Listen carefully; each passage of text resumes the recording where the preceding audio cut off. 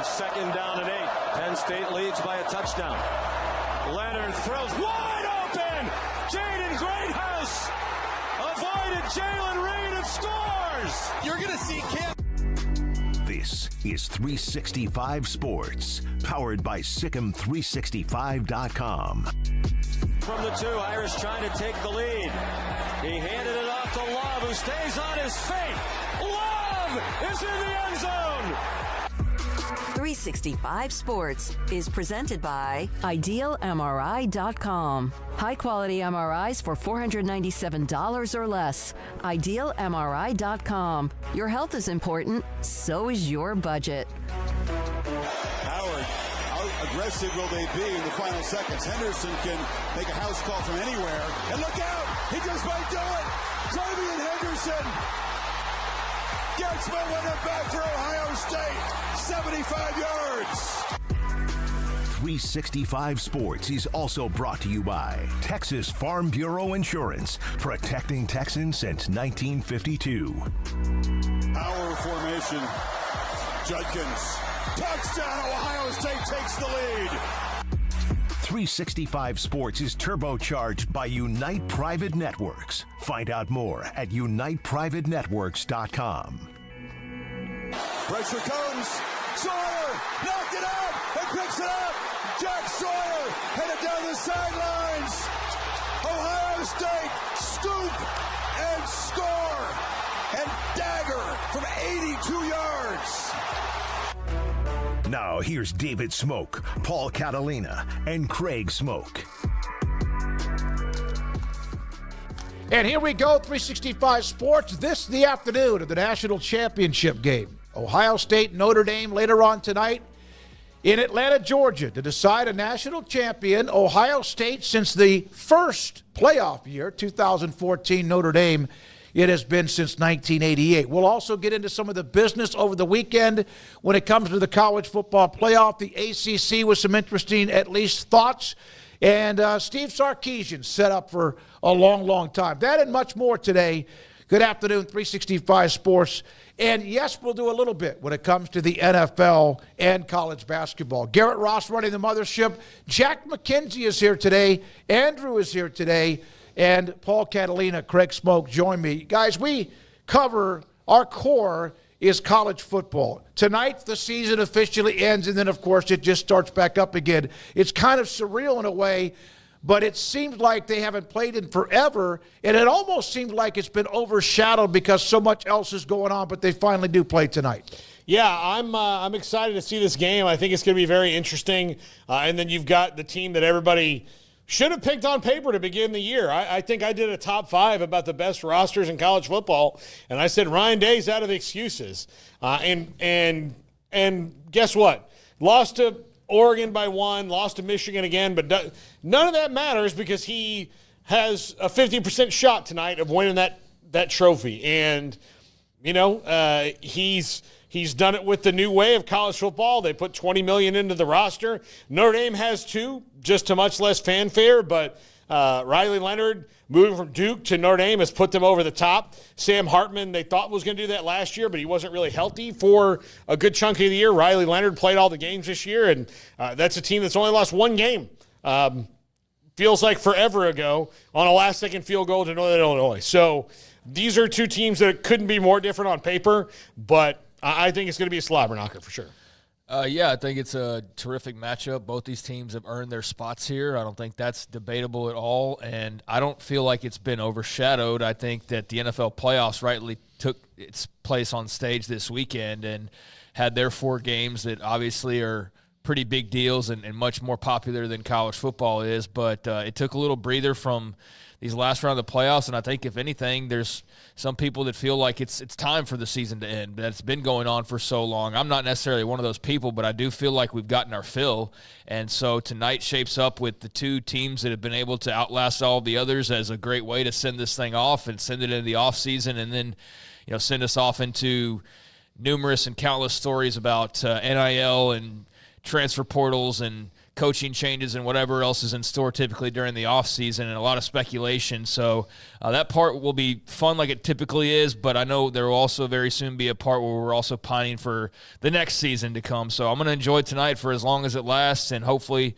we just get an entertaining game, because I think the last thing that we want is to see Ohio State go out there and vice versa, potentially blow the door off the other, and then we're left sitting there with our, I guess, selves sitting on the couch just not very entertained by this last little glimpse of college football that we get. So all I'm hoping for is a great game either way. There's a blue blood that'll have another national championship to add to the pile, and, we'll have our first champion of this expanded playoff, and I'm excited to see who that will be. Yeah, I don't want to see 31-7 or 27-10 or something like that, but I like the fact that I can go into a game.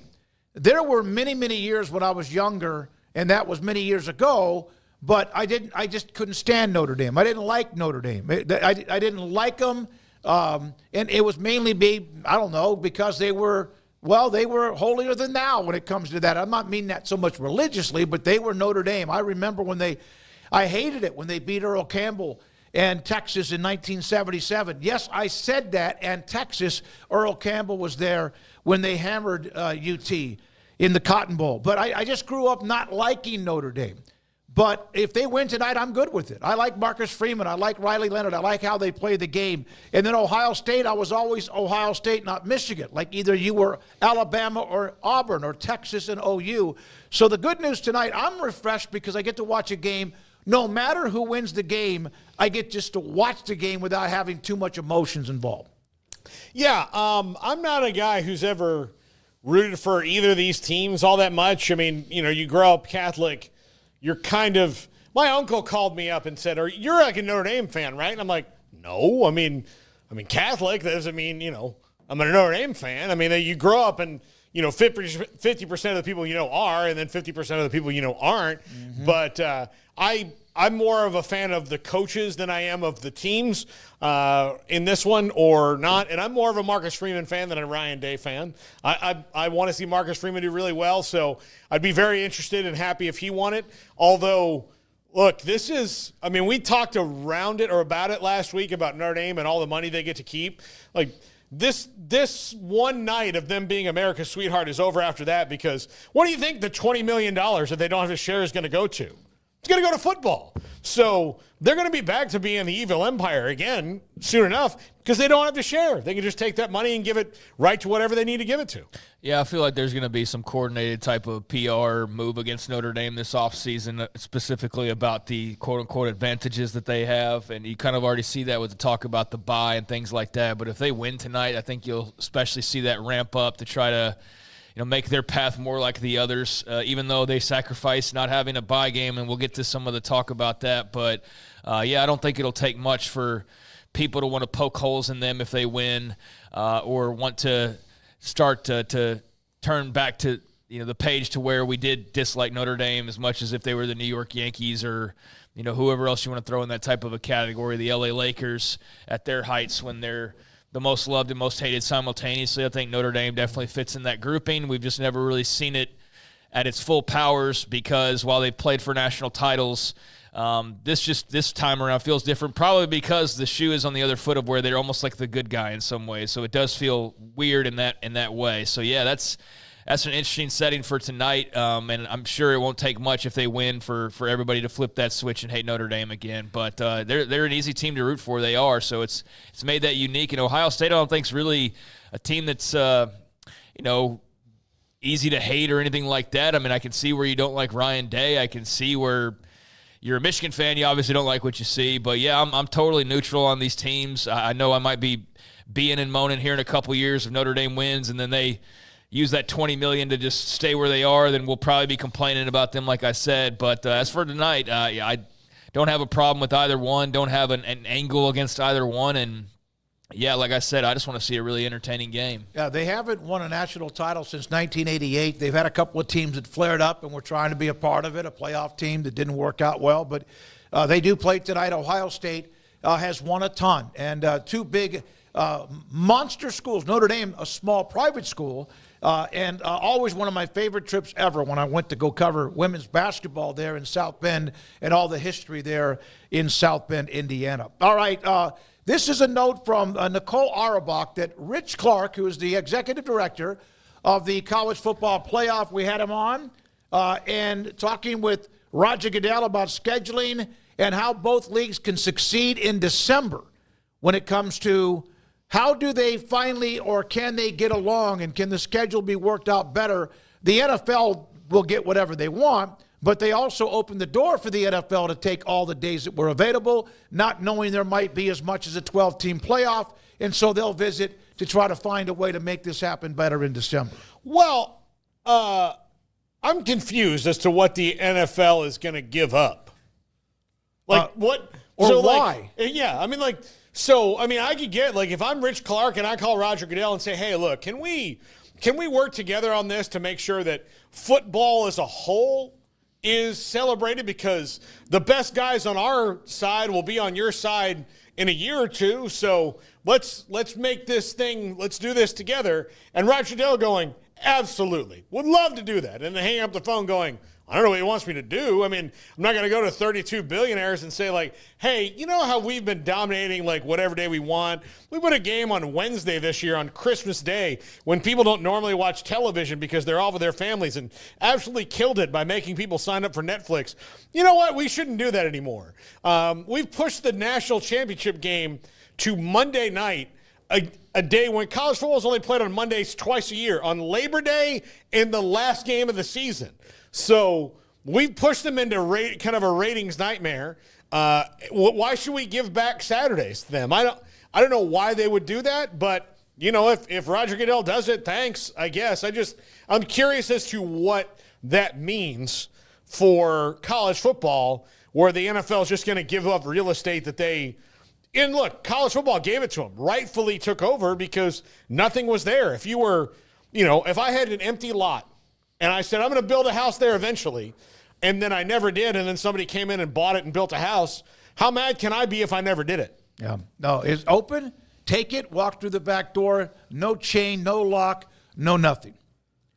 Yeah, I also don't think everything has to be like heavy conflict either. Like you can also just talk and see if there's maybe a solution. Like it doesn't have to be, I'm not backing down from you, we own this, and like not everything has to be like a fight, right? So I don't know what they're talking about. I don't know what would possibly move the NFL off a Saturday, but I mean, if they can come up with a solution where they aren't conflicting, then I think that would be ideal for most football fans out there who probably do like both products and don't want to have to maybe flip back and forth or have those interrupted, have them a little bit more spread out. I don't know. This is not that big of a deal to me because there's not enough information, but I think it's a positive sign that at least they're talking and they're not putting up their barriers and saying, well, all right, fight's on now. And it's not a fight that college football would win, obviously, anyways. So they've got to be smart but proactive about best positioning themselves, and the NFL is going to do whatever they want to do. But if the NFL is going to give you an ear and maybe open things up in a way, then I think that'd be, great to do. But, yeah, not everything has to be draw the line in the sand, grab your axes, and let's go to war over, every little thing. There can be collaboration, especially when you are basically their minor league system. I mean, you basically hand feed them their first-round talent on a silver platter, prepared and ready to go for the most part. So I think that there should be collaboration between the NFL and college football because they feed each other. And so, yeah, we'll see what this actually looks like. I don't know what type of solution they'll come up with, though, or what would even be an option at this point. We will take your predictions in the chat. Not now. You could put them in there if you want. I'll go back and look at them and just have fun with that, with the game being the only game tonight between Notre Dame and Ohio State. We'll also have our part of it. Zach Barnett, Football Scoop, will join us today at just after 4. Phil Bennett, looking at the two teams and what he has seen from each one of them throughout their journey. What he expects, what Notre Dame and Ohio State will try to do, or what they can take advantage of. We'll see that as a possibility, too. Meanwhile, they did meet on Sunday, the College Football Playoff Management Council, or however you want to call them. And Dennis Dodd mentioned that he had a conversation with Tony Petitti, and basically that if you look at Petitti, and anytime you see a quote, or maybe if you hear him, it seems like it's coming from somebody that does not have something he's trying to, like, bully up on you, which is not always the case when it comes to anything with Sankey, and that doesn't mean Sankey's trying to. Everyone has his own opinion. I'm sure our dialogue in the months ahead will include, among other areas, a look at how we seed. That makes sense. The staging of games, that makes sense. Scheduling officials and ensuring consistent officiating. Brett Yormark, hello. And considering ways to expand our audiences and enhance the fan experience. Overall, I think the college football playoff expansion has been an outstanding success, and I look forward to the game on Monday night. Yeah, no, he's not wrong about any of that. But like you said, he's not kind of leaping into the fire like Greg Sankey does. But he doesn't have to. I mean, everything went the Big Ten's way this year. You got four playoff teams in the national championship. Here's what Tony Petitti is smart enough to do. Not complain about it when everything is going your way. Yeah. Like, you know, nobody – like if he went up there and said, you know what we have to change, everybody in the college football world would be like, what do you have to change? Indy freaking Anna got in, okay? Like you are living right, Tony Petitti. So he's not going to get up there and complain and say, yeah, there are – and look, that's exactly what it is. There are tweaks that they can make, but this has overall been – pretty damn good, in my opinion. But it doesn't, Craig, seem like when he talks, and maybe it's that we've never talked to him nor Sankey, but it doesn't seem like there's any kind of a, by God, this is what – it just seemed like he does – it appears, care about the overall structure of it. Yes, some tweaks, but it never seems like there's any kind of moratorium or any kind of like, this is what we're going to start to do better. Yeah, he doesn't seem to have the satellite ears that Sankey has. He doesn't seem as self-important, and I feel like if we applied to their media days, we'd get accepted. There wouldn't be some BS about not having enough room. That's my first thought on the differences. But yeah, he's not as out front, and he doesn't come across as arrogant, for lack of a better term. I'm sorry, but I do feel like there are times when you read a Sankey quote, and maybe it's the mindset I have going into it, so I try to not have that mindset. But there does seem to be like kind of an air of superiority when Sankey talks, almost like talking down to people, which I don't like that. I don't appreciate that when people do that, and so he just sort of rubs me the wrong way at times. And I'll tell you what bothers me most about him is this constant threatening. Yep. Without saying that he's threatening you, but this constant like, okay, well, y'all do that. We'll see what happens. Like that kind of a thing. It's very mafia. Like, yes. Hey, I don't know. I mean, sometimes that truck might fly off the road. Go ahead and start your car. Yeah, exactly. Like, and if it wasn't for the fact that I've seen him put out like, I'm reading The Art of War by Sun Tzu. Like he's actually put out like an Art of War quote at one point. So I'm like, okay, so you know what you're doing too, obviously. Like you're well read and you reading stuff like that. You clearly understand how you come across and like what you're saying. And so that seems very much just his style, and that style is a bit abrasive to me. So yeah, when Petitti talks, it just seems to be kind of straight about the business, and maybe it's the fact that he hasn't been interviewed as much, or maybe it's the fact that he doesn't have as much to complain about because he got 4 teams in, including Indiana, and he has a team in the national championship game. So there's really not a lot to complain about right now if you're Tony Petitti. Maybe it's that. But, yeah, he doesn't come across nearly as much of a threat to the entire sport or a guy who wants to see half the sport disappear, even if that's what he wants. He doesn't come across that way. Greg Sankey comes across that way. Greg Sankey comes across, if you're not wearing your Razorback hat on your head or your orange glasses or whatever, he comes across as a guy that feels better than everybody else. And if you don't do what he wants to do, he's going to threaten to, like, cancel your football program. And that's how he comes across to me. And that doesn't come across well to me. So, yeah, I'd much rather hear from Petitti. But they are playing with, 2 different sets of circumstances at the moment. All right. The site, of course, is in Atlanta tonight. Here are a couple of nuggets about future locations, including the game that was going to be in 2029 that was going to be in Arlington has now moved. That game is going to be in Tampa.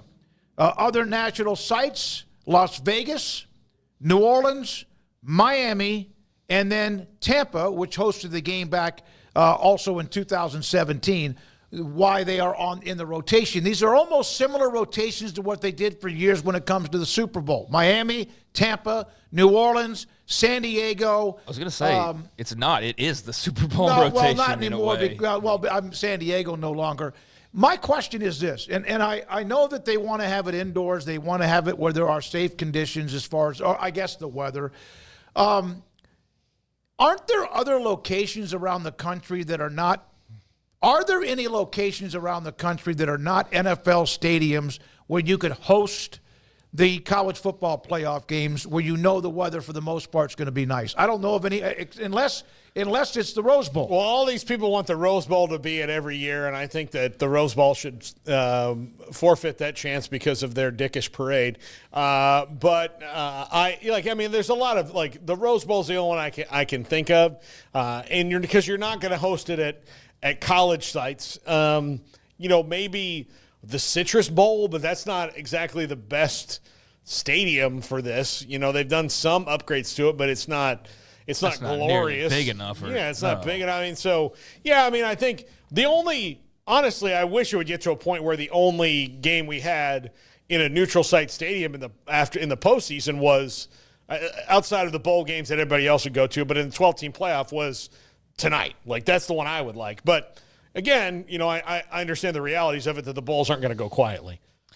I mean, no, there's not. It's a Rose Bowl or bust as far as that, and I know there's a big clamoring of people that want the Rose Bowl to be the permanent site and the sunsets and all that stuff. But, yeah, besides that one, I don't know that there's another site that would be out there. In the Citrus Bowl, I just know that's not a go. But, yeah, they barely have 50,000. There's absolutely no way. They have like 50,000 attendance. Yeah, they're not going to be nearly big enough for a game of this magnitude. You can't even predict Florida weather either. That's the thing. Is like it could just start raining at any moment. You don't want that. Like, yeah, that would not be nearly well equipped enough to host a game like this. So It is NFL stadiums are bust, and that's why the rotation there looks exactly the same as the Super Bowl, basically. It's the same sites, the same stadiums, and so I'd imagine that'll probably be the case. I'm sure Indiana will get one at some point in time, or Minnesota, or whatever. All the ones that have joined the rotation recently, maybe they hop into this rotation somehow or another. But I don't know, maybe not with the Bowls attachments. You can't really just insert, I guess. But yeah, there's nothing really besides the Rose Bowl, and I'm not somebody who's gone out there and been wowed by the sunsets. Believe me, I've heard all about them. I love the area. I can understand the mystique. But I'm not one of those that considers myself like pro the Rose Bowl, must host the national championship game. Honestly, it doesn't really matter to me. It's just a stadium that hosts the game. Yeah. I'm not like, if I was going there, that'd be one thing, but I'm just sitting at home tonight. Like, if you told me it was Atlanta, it's Atlanta. If you told me that's New Orleans Stadium, it's in New Orleans. I don't know any different. They're on a football field indoors, and that's all I can tell. Yeah. So, if you're going, though, obviously that's a different story, and you want to have a more particular selection, but I don't think it matters much to the TV broadcast. Well, one thing about the Rose Bowl is they would be in the rotation if they wouldn't stay so stubborn about their parade of roses, the Rose Bowl parade. And but they're not going to give that up on the first, and that's their prerogative. That's their history. They will always be a part of one of the rounds when it comes to the college football playoff. The Rose Bowl has incredible. I did go to watch Super Bowl 27, cover it. It was in the Rose Bowl, and it was phenomenal. It was an amazing experience. Cowboys beat the hell out of the Buffalo Bills.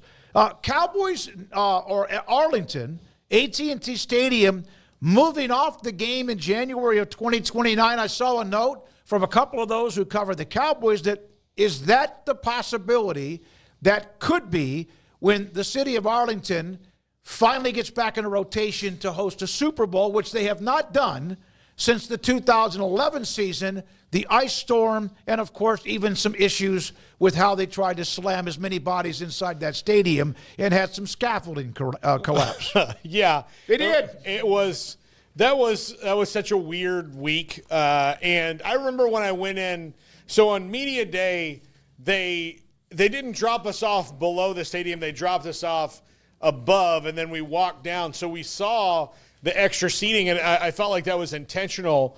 And then I thought that was kind of weird because one of the things that I can tell you about AT&T Stadium is everything in it is the nicest thing I've ever seen at any stadium ever. Like, the bathrooms are really nice. Like, there's nothing bad about it. And if something was bad about it and it got back to the Jones family, they would fix it. They want it to be the premier sports venue, entertainment venue in the country, and they don't want people to complain about it at all. Well, that scaffolding was, and the seats were so rickety and cheap looking. I know that when Jerry saw it, he'd be like, wait, what? Is this what I paid for to get all these people in here? And then they had all that was just bad. And I think part of it was just it's not just the stadium. The city of Dallas has to, in the whole North Texas area, has to be able to tell the NFL, hey, if we have bad weather, we can be ready for it. But I don't think in the 14 years since that happened, the state of Texas has done anything to be like, hey, in case we have an ice storm, it'll be fine. You can get around Dallas. The whole city won't shut down. A rail system wouldn't hurt. Any kind of a legitimate. They have one, but it doesn't go out there. Well, I know. Welcome to the lifelong conversation of actual Dallasites that they've been having for their entire livelihood. Yeah. So, I mean, like that's it'd be nice to have a rail system. It's also not in the cards at all, and people have been talking about that for 45 years or however long it's been since that's been a topic. So, I mean, that would be nice, but that's obviously not happening. I mean, the hotel situation's better than it was before. The entertainment district is better than it was before. You got Texas Live, and you'd have room for all these people that are possibly stranded out in Arlington like they were last time around, but it's still not Dallas, and it's still not close to Dallas. So I'm staying in downtown Dallas, well, you're nowhere damn close to the Super Bowl then, because it's a jaunt to get over there.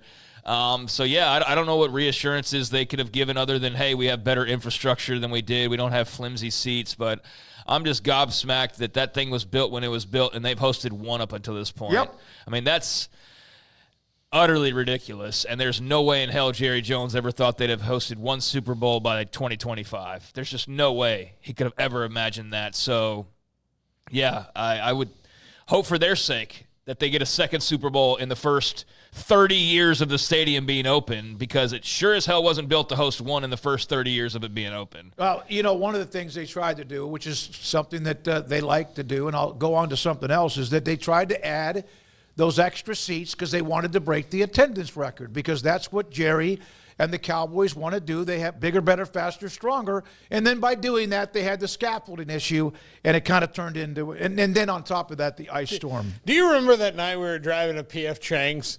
And you mean sliding to P.F. Chang's? you this is the only time I'm going to say that. You were the best driver on the road that night. But we're driving to P.F. Chang's, and the cars – we didn't even get to go. We went to the Cheesecake Factory. The P.F. Chang's didn't have staff. Yep. So, the cars are just, sliding off and hitting either, each other or the wall, all that stuff. And I was like, this is just a nightmare. So we didn't go back on any kind of highway. We went back kind of the long way around, so we were on city streets and not on the highway. But it was a nightmare. And again, Texas has done nothing to improve our cold weather situation. We're going to have it's cold right now. The next day and a half is going to be kind of cold with some precipitation in most parts of the state. Houston's probably going to get hit pretty hard, but Austin's already canceled school, and they have 3 hours of precipitation overnight tomorrow. They've already canceled school tomorrow. Well, we know that this great state, when it comes to stuff like that, some people just don't pay attention. And I'm a crazy driver, but I understand that you have to be smart when you're in the car. The ACC, this is an intriguing little twist from Jim Phillips, the commissioner. This from Andrea Adelson, who has been the president of the Football Writers Association, that the ACC considering giving its regular season champion a bye and have the teams that finish second or third in the league standings play in the championship game. He also even said they might go with the top 4 teams to play on the final weekend of the regular season, first 4, 2, and 3, and then eventually the following weekend have an ACC championship game. This because there was the moment when SMU lost to Clemson. They felt like they would not get 2 teams in. Clemson, the automatic qualifier. SMU still got in, which a lot of people debated about, but they did. And so they're trying to find ways to maybe protect themselves from that. I don't know how that's going to work, because if you end up playing an extra game, you're still going to have to play an extra game. And you might even actually knock somebody else out. But they did get 2 in, but they're looking at that as an option. I actually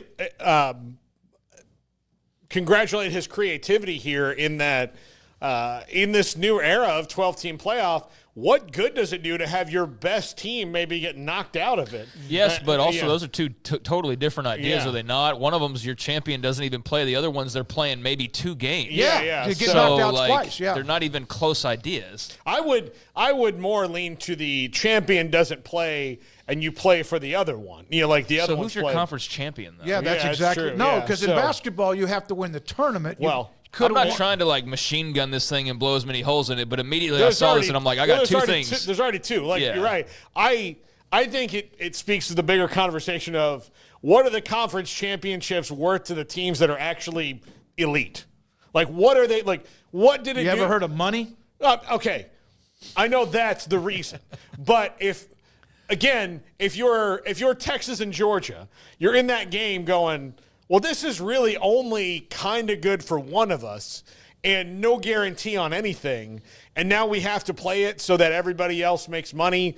I mean, we're going to make money. That's great. But we also have to so we're doing this for A&M and Vanderbilt and Mizzou and all these teams that aren't here. Like, that's where the conversation gets kind of weird about the value of these games, given that in the Big Ten circumstance, both teams were in. In the SEC circumstance, both teams were in. The ACC kind of got lucky this year that they let both teams in. So what's the point of them if both of them are getting the playoffs outside of seeding, which they already want to change anyway? Now, I know that's just another unnecessary step or like extra step you can't take out. Like, I'm telling you, we don't need the bowl games. Well, the bowl games aren't just going to go away. There's money in there. There's all this stuff. I would rather just keep it the way it is. I But- don't mind an idea or two, but it just seems like you're But just yeah, making it there's- more convoluted. Well, they made it was complicated from the beginning because they were trying to rework a system that was a dumb idea in the first place, right?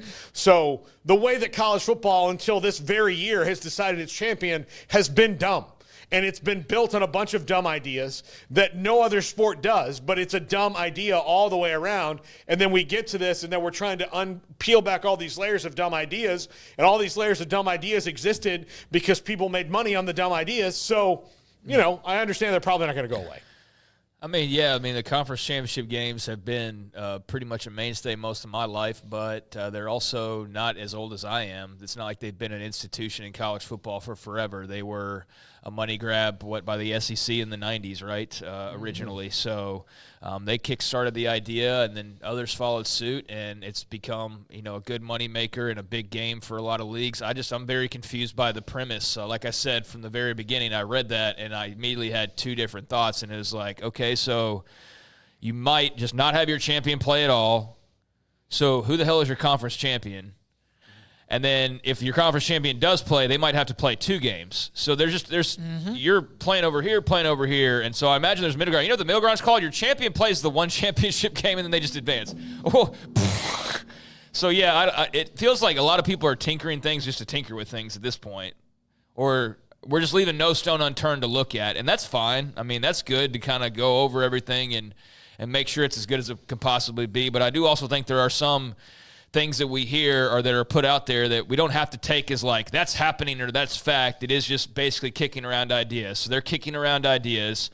It's been very clear over the last year that the conference championship games being viewed some type of way by the different leagues, and we've heard enough purposed headlines and kind of regurgitated headlines enough times now over the last year to know, yes, there's a threat to the conference championship games in some form or fashion. And we've heard these iterations. We've heard others like the 4-team tournament. Like I've heard that before this. The champion getting a bye, I've heard that before this. So these have all been talked about elsewhere before as well. I don't know. I don't have a strong opinion on the conference championship game. I just think it should be like for the conference championship. So if your best team's not playing in it, then I don't think that's the conference championship. I think that's a tournament to get a playoff spot is what that would be and what it should probably be called, not the conference championship. If anything, then you might eliminate another team of yours by going through that process. We also don't know what the format's going to be. So, like, without knowing some of the particulars, it's hard to care. At least they're too much talking about trying to figure out a way. The basketball tournament, what makes it so special, it makes it so incredibly popular, is not just Cinderella, but the conference basketball tournaments are as exciting at times as the NCAA tournament, because that's when you give a team in a conference that might have been barely made it to get into whether there's 6, 8, 10, 12 teams involved, a chance to get into the NCAA tournament, even if they were 5-20. They're not going to do that in football because that you open up the entire conference. Not everybody in a conference to play in Kansas City or wherever they might be. Here's the thing, though. There's one more year of this playoff, and then it changes. So they're not going to have this in time for next year. So, again, it depends on the particulars of what are you guaranteed, what league are you a part of, and all of that. Because right now you can say all you want to about, like, well, what if we'd have 4 play 1 and 3? Like, are you only guaranteed a spot, ACC? Then do you really want to do that? Probably not, right? If you're the SEC and you're guaranteed 5 spots, well, then, yeah, it doesn't matter if your conference champion plays in the game, as we saw. It doesn't matter if the team playing the championship game loses. They're in too. So, yeah, have 3 play 4 for hell, in their case, they probably have 6 play 7 to see who gets in. You know what I mean? As the final spot, I mean, that's basically what you'd be determining because right now you're already guaranteed to basically have all that you want. So, yeah, I think that idea hinges for better or worse on what the particulars of what kind of playoff that's setting up for. Is that setting up for a 14-team playoff that you'd be doing that? Is that one where you've got 5 auto bids as a league that would be deciding that? Or is it 12 teams and you've got no auto bids or only 1 auto bid? Then that's going to change your line of thinking. So, yeah, that's an idea that I've seen others kick around before today or versions of that, and I don't think that conversation's dead, but I think it's just another kind of evolving, ongoing one as we figure out what beyond next year looks like for the postseason. But, yeah, conference championship games definitely aren't what they were cracked up to be. They don't want to get rid of them because they don't want to lose the money, but they also don't want to hurt themselves. So they're trying to come up with ways to get the best of all worlds, it appears, and I'm sure they'll figure that out in time for the next couple years. The SEC was well ahead of its time when it came up with the conference championship game. It was amazing and also helped them get more attention and obviously more money. And then you even had conferences like the Big 12 that were back and forth. They had it, and then they dropped it. And then they started back up again because they needed that extra game because TCU and Baylor, probably one of those two, left out because they did not win a conference championship game. Steve Sarkisian set for life. He already was making a ton of money, but because of the new, because of the thoughts of NFL teams with 5, 6, or 7, and one of those spots, Chicago today, was filled, a new 7-year deal, adds a year to his deal that includes significant raises, remains one of the highest paid coaches in the sport, ranked number 3. And this will change because then some guy's contract then kicks in that they got to be a part of the top 3. But how about this? Great stuff for Sark. $10.6 million, all sorts of incentives. He is set. And now UT has, with Hartzell leaving for SMU, obviously they've shown that we got to keep that spine from top to bottom going. Sarkisian is set. So, by the way, he makes 2.3 times as much as Mike McCarthy did in the NFL. Per season. So why would Steve Sarkisian, like 2 NFL teams tried to interview him, I'm not sure they were, but he did turn down 2 NFL interviews. If the starting point isn't $12 million or more on my salary, why am I leaving Austin, Texas? Yeah. Other than well, there is I know what you're saying, but there is still in some coaches maybe heart or in their brain or soul about wanting to win at the NFL level. How about you win a national championship first before you start going for the Super Bowl there? Well, that's not so much him, but you're right. Yeah, okay. I get it. What if one of those teams was the Jets? Like, the Jets are not going to pay him $12 million a year, A, and B, he'd have to work for Woody Johnson. I'd rather work for Chris Del Conte and whoever the next president is than Woody Johnson and his teenage sons who, between video games and nude pictures on the internet, tell me who I should pick up on waivers. You've been on the internet with them or something? No, I'm just telling you that. I mean, I'm assuming that's what teenage boys do. Jerry's not going to pay a head coach that much exactly. money. Exactly. Like, look at the Dallas Cowboys. I'm happy for Sarkisian. Yeah, he's done a hell of a job in Austin. Man, I got 2 thoughts on this. One is, why leave? You've got one of the top 5 best jobs in college football, or I'm sure some of his top 3. You get the point. It's one of the top jobs in college football. So you're in a good city. You've got every advantage known to man at Texas. Like every advantage. The only schools that that you don't necessarily have an advantage over is like the 2 teams playing tonight, and then maybe 2 or 3 others, and that's it. You've got an advantage over everybody. You're not going to have that in the NFL necessarily. And there's like 1,000 other reasons I could point out why Texas as a job is better than any NFL opportunities he might have had this offseason. So, yeah, I just think that's a no-brainer. Plus the fact that, yeah, you haven't done anything yet as far as going and, planting the flag on the mountaintop. You've been close to the peak. You've nearly got there. You just slid down right as you got close to it the last couple years, so it feels like it's within reach. And the way they're going, they probably will reach up and plant that flag in the not-so-distant future, but you haven't done it yet. So, yeah, I think there's still some more proving to do, and I would imagine as much as the challenge of the NFL drives you, I'd imagine at this point, given you've been a head coach in college for a while, the challenge of winning a national championship would probably drive you a good bit as well at this point.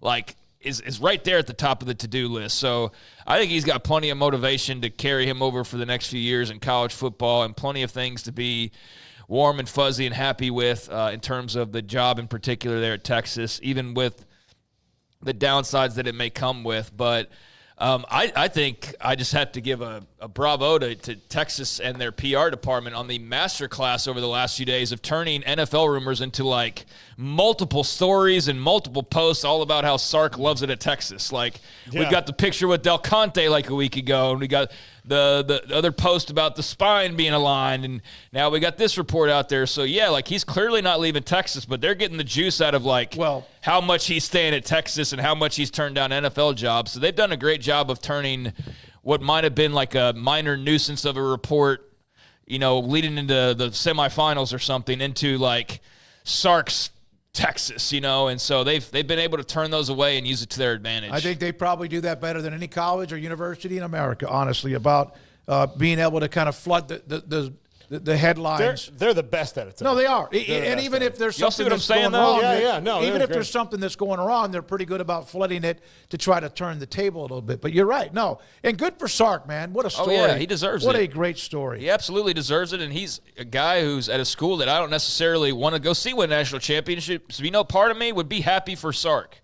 I would be. I would be happy for Steve Sarkisian if he climbed the mountaintop and won a national title, because I like him as a coach. Our limited interactions, and I'm not going to be one of those guys that pretends like I know people. He seems like a very nice guy. He's very easy to root for. I enjoy listening to him. I can't say that about every coach. So, I think that dude has deserves it in so many ways, and I would be happy for him. And I think if they keep chopping away, they probably will win one.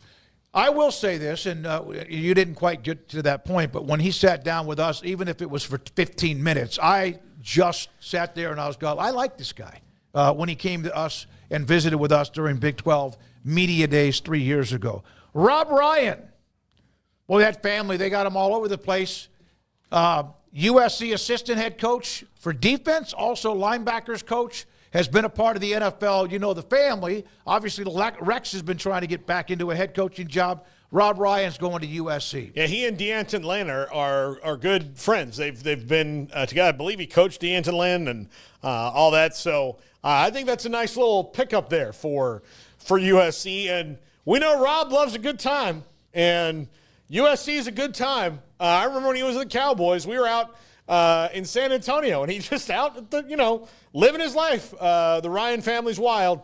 So I think it's a great hire for USC. Especially congratulations to all the USC media that's going to get to talk to Rob Ryan. Yep. You're going to really appreciate it.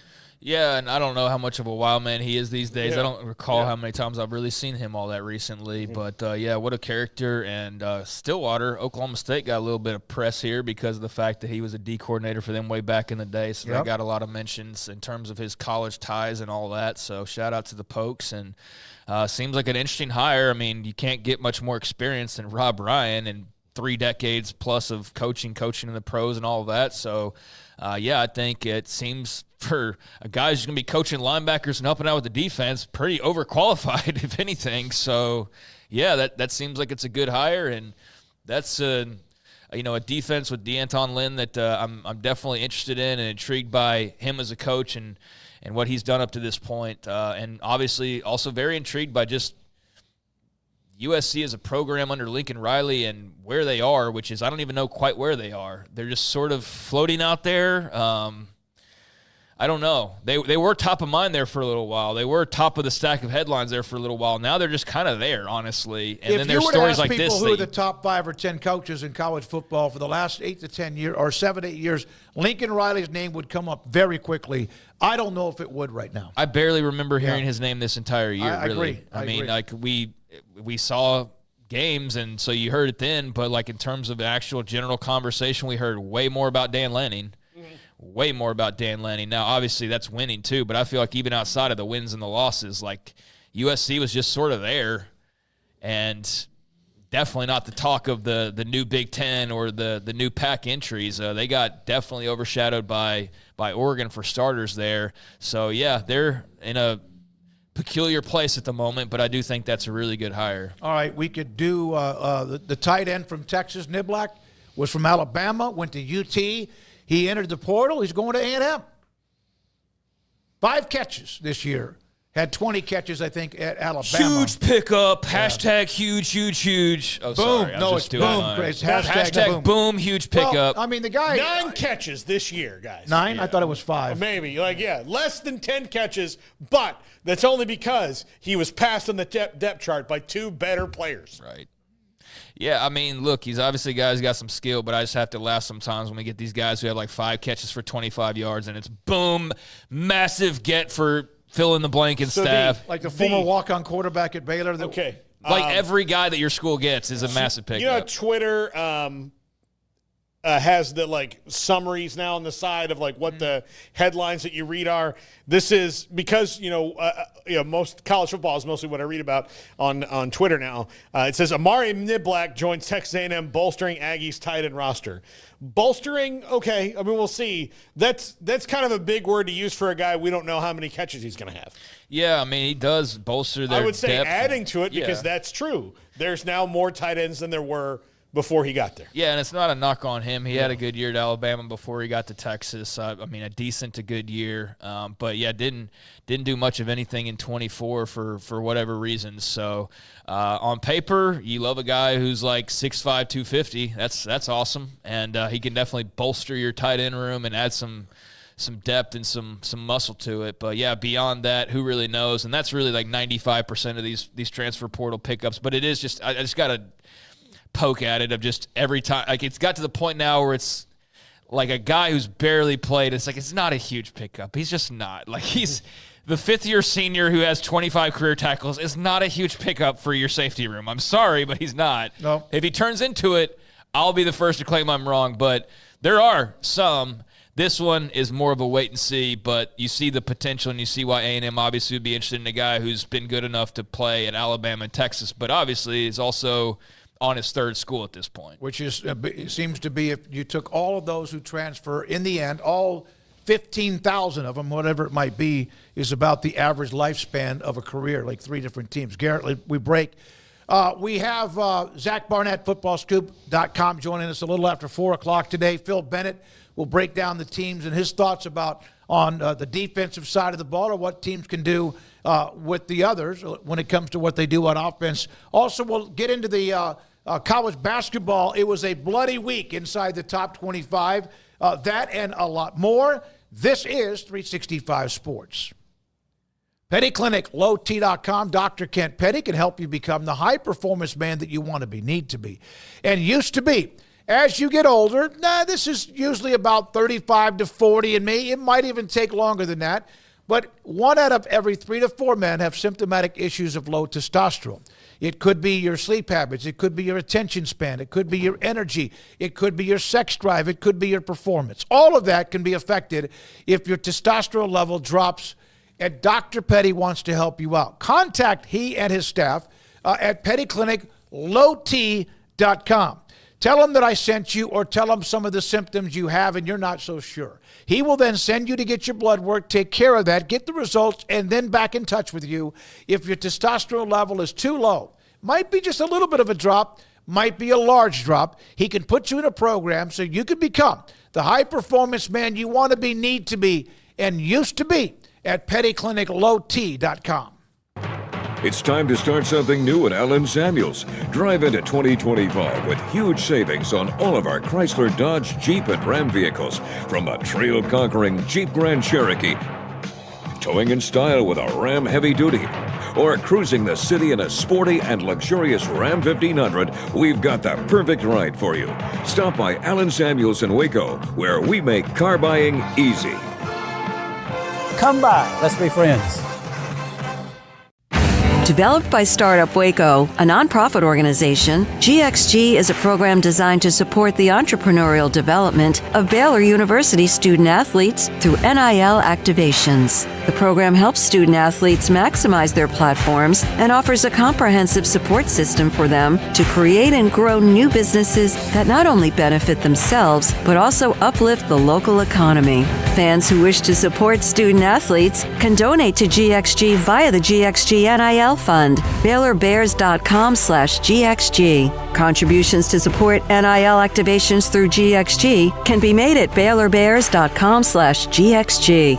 For more information, follow @GXG_GreenXGold on social media and visit the official website www.gxg.startupwaco.com. GXG, empowering student athlete entrepreneurship and uplifting the local economy through NIL activations.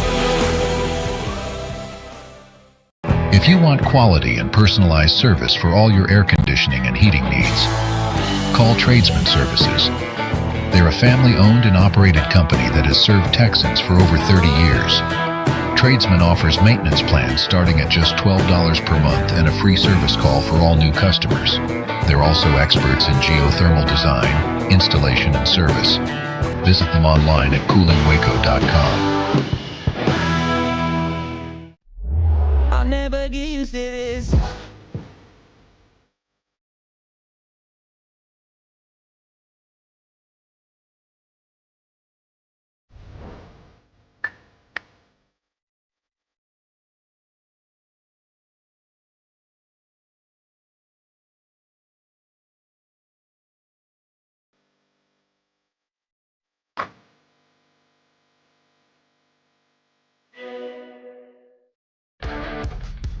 This is 365 Sports. The 3 o'clock hour is sponsored by Waco Custom Marketplace. Meats, sweets, Texas treats, and a cut above the rest. 425 Lake Air Drive, Waco. Hey, by the way, we appreciate all of you that are watching today. It's a holiday, Martin Luther King holiday, and also the inauguration day and the college football championship night. So there's a lot going on. And so we appreciate you giving us your time whenever you can, and however much you've already given us today in the chat room or on the app, Sikkim 365 app, or even on Twitter at 365 Sports YT. All right, Jack Sawyer made the play of the game in the Ohio State win against Texas, the sack, strip, fumble, scoop, and score. Asked about being a part of all of this, the championship, and playing Notre Dame on Monday, tonight. Yeah, I mean, it's something I've dreamed about since I was a little kid. You know, I thank God for where I'm at every day, and right now I'm at Ohio State, which was one of my first dreams. And obviously playing the NFL has been a dream of mine since I was a little kid too, but I'm here right now competing for a national championship to bring one back to Columbus, what I've always dreamed about. So for me, it's easy to put that stuff on the back burner while I'm competing here at Ohio State, which was my first dream to begin with. So yeah, it's exciting. Yeah, man, it means everything to me. You know, growing up 15 minutes down the road, and Buckeye football was the talk of the town, talk of, 5th, 6th grade classrooms for us growing up. So being able to be one of the guys that help, bring one back to the city and for the state of Ohio would mean a lot to me and the guys that I go to work with every day. So it'd be a super special moment, and God's blessed us with a great opportunity to do that. So we're really excited for the opportunity to compete Monday night. Yeah, I mean, they do a good job with a lot of things. I think Riley Leonard doesn't get enough credit for how well he can throw the ball as well. So we know they're going to present a good challenge to us, everywhere with all the things that they do. So I think this has collectively, just got to keep playing fast, keep playing hard like they're going to do too, and it comes down to whoever's going to execute the best is going to win the game. So really looking forward to it.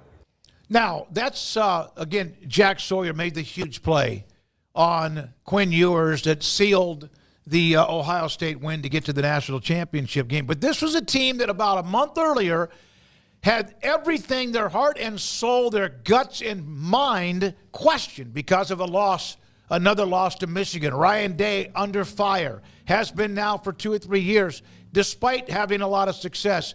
What did that week, what was it like? Apparently there was a team meeting on the Monday after that loss when I think a lot of people said, yeah, they're pretty good, but man, they're fried, they're brain, they're gone. Jack Sawyer on all of that time following the loss to Michigan. Well, Ryan Yeah, I mean, I think it was very important, very pivotal. You know, guys got stuff off their chest they need to get off, and got heated in moments, and then it all came together pretty good at the end, and we ended in a team prayer and knew we had to get to work, and that's what we did. We all put our heads down, flushed the last game, and then moved forward. I couldn't remember exactly what day. Something around there. Yeah. Yeah, Coach Day was in there. No, he was in there. Yeah.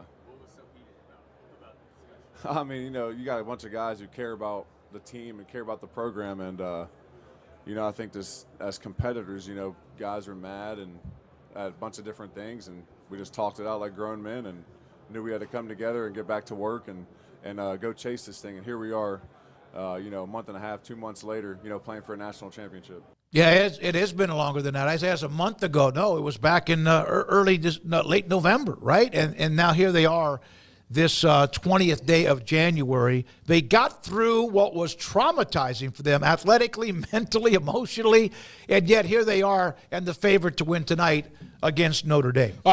Before I so rudely interrupted Jack Sawyer there, Ryan Day said in that meeting that he copped to that he messed up, that he didn't coach them the right way in that Michigan game, and that it was on him. And that's a big thing for a guy who kind of has the vibe of everything I say and do is right a lot of the time, because he came out of that system with Urban Meyer. To say that he messed up is a big thing for a team, especially going into a playoffs where you might have lost a little bit of faith in the team as a whole, because of all the Michigan teams that they should have lost to, it shouldn't have been this one who didn't have a quarterback. You know, like that was really, really shocking, and I'm sure had to hit them really, really hard. They weren't playing for a conference title. You know, they were, you know, eventually going to get a home playoff game, but there was really no guarantee of that in the moment. They were at the mercy of the committee, a place they didn't expect to be. And to have your head coach say, yeah, I messed up. We as coaches messed up. This is on me. They got everything off their chest, and they're playing. I mean, since that Tennessee game, this is not – the Michigan game and the Tennessee game were so night and day to each other, and then instead of reverting back to any of that, they've just been on a roll since then. Yeah, they just they put their head down, they took the beating, and they probably questioned not only maybe the coach, but also themselves, personally, because of the way they lost that game, which made no sense the way Michigan had been playing for most of the year, but yes, the rivalry. When we come back, Zach Barnett, footballscoop.com, his thoughts about some of the coaching decisions as far as where are we moving forward once this game ends, anything else that might be tied to the NFL. Zach Barnett, Football Scoop, he's next. This is 365 Sports. The Baylor Club, they're hosting an event later on this month. In fact, I saw this on their Facebook page. It's a recharge, retweet, open house, and wellness expo coming up on January 25th from 11 a.m., actually 11:30 in the morning until 2:30. Local wellness vendors, fun, healthy food, live music, raffles, seminars, exclusive membership offers, and giveaways at the Baylor Club. That's on January 25th, so contact them for more information. And speaking of the Baylor Club and what we do here at 365 Sports, bring your body to the stadium, to the Baylor Club. And if you want to buy or join or become a member, tell them 75% off initiation fees and no dues for at least a month or two. Tell them that 365 Sports sent you. Unbelievable cuisine, incredible views, great atmosphere. It's a place that's got some great vibe to it. And again, they have these special events like the one we mentioned, the Wellness Expo coming up at the end of the month. The Baylor Club, General Manager Mike Mosel, inside McLean Stadium in Waco. Hi, I'm Mark Stewart with Bird Colgan Ford. It's that time of year, it's football season. Bird Colgan Ford is a proud supporter of the best high school football right here in Central Texas. BK Ford is proud to sell the #1 selling truck in Texas, the F-Series truck, 47 years in a row. Come see the largest showroom in Texas and experience better at Bird Colgan Ford.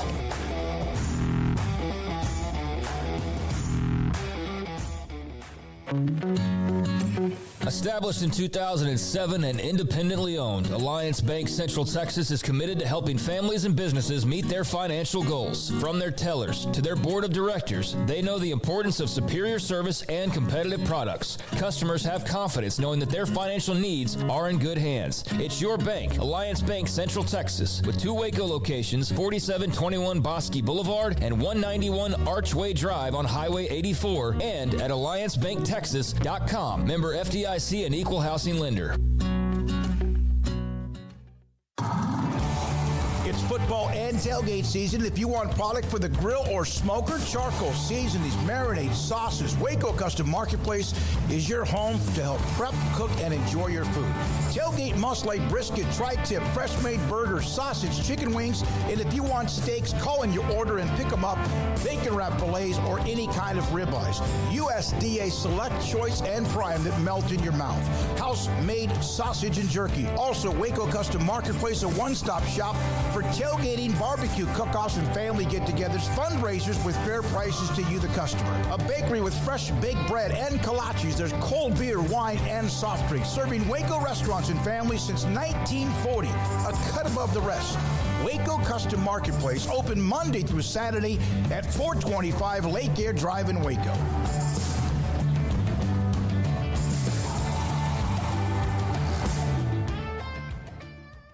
Pizza, burgers, and Bears football. There's no place around Waco that serves them all other than Bubba's 33. Come show your green and gold and enjoy some of Waco's best food and beverages while watching your favorite team, the Bears. When real Bears fans get hungry, Bubba's 33 is the #1 spot for ice-cold drinks, hand-stretched, stone-baked pizzas, and bacon-infused burgers. Join us for indoor or patio dining. Bubba's 33, Waco's restaurant and proud supporter of Baylor Bears football. Sick 'em, Bears. This is 365 Sports. Text us at 254-339-1122. The text line is sponsored by Riverbend Liquor and Wine, with the most extensive variety of craft beer in Waco. A hidden gem on Lakeshore Drive and 19th Street. 365 Sports on the night of the national championship game. It all ends tonight. Then we start the new calendar. And tonight, Ohio State and Notre Dame in Georgia, Atlanta for the national championship game. Zach Barnett does an incredible job with footballscoop.com. John Bryce also had a really good article about scouting the teams and how others look at it. And Zach joins us on 365 Sports. Hello. Happy New Year. I don't think we've had you on. It's been a while. But, Zach, you just thoughts about it all culminates tonight in Atlanta. Yeah, great to be here. Thanks for having me. I hope we see a great game. I have great respect for Notre Dame and what they've been able to accomplish in spite of all these injuries that they've had. I'm just afraid that Notre Dame's kind of run out of offensive linemen, and that's not where you want to be when you're playing for a championship, and particularly not when you have to block JT Tuimalu and Jack Sawyer on opposite ends with Tyreek Williams in between them. Ohio State's obviously really, really good. Notre Dame's a really good team, but I'm just concerned with how they match up with Ohio State. Riley Leonard's a great college quarterback, but when you bring up a college quarterback and the third thing you bring up is his ability to throw the football, that's maybe not, you'd maybe like for that to be the first thing, but he's a great leader. He's really Notre Dame's second best running back. I'm just not sure Ohio State's really going to sit with two deep safeties. I think they're going to try and populate the box, populate the middle of the field, and say, go beat us. And I don't see that leading to enough points for Notre Dame to win tonight. But do you think Notre Dame can muddy the water enough, though? Because that's kind of what they did against Penn State, where they just gummed up the works enough until they figured it out and won the game. They did against Georgia. They gummed up the works enough until Georgia kind of lost its steam. It's not pretty, but they just find a way to frustrate you until you, I don't want to say give up, but kind of run out of ideas. Yeah, I believe they're 27-0 in the middle eight of these last two playoff games. I didn't go back and look up Indiana, but obviously they turned that Georgia game in the middle eight, really the middle two, the last minute of the first half, first minute of the second half, taking that opening kickoff back, and then they were really wobbly against Penn State driving in, and it looked like they were a boxer kind of stumbling around the ring a little bit.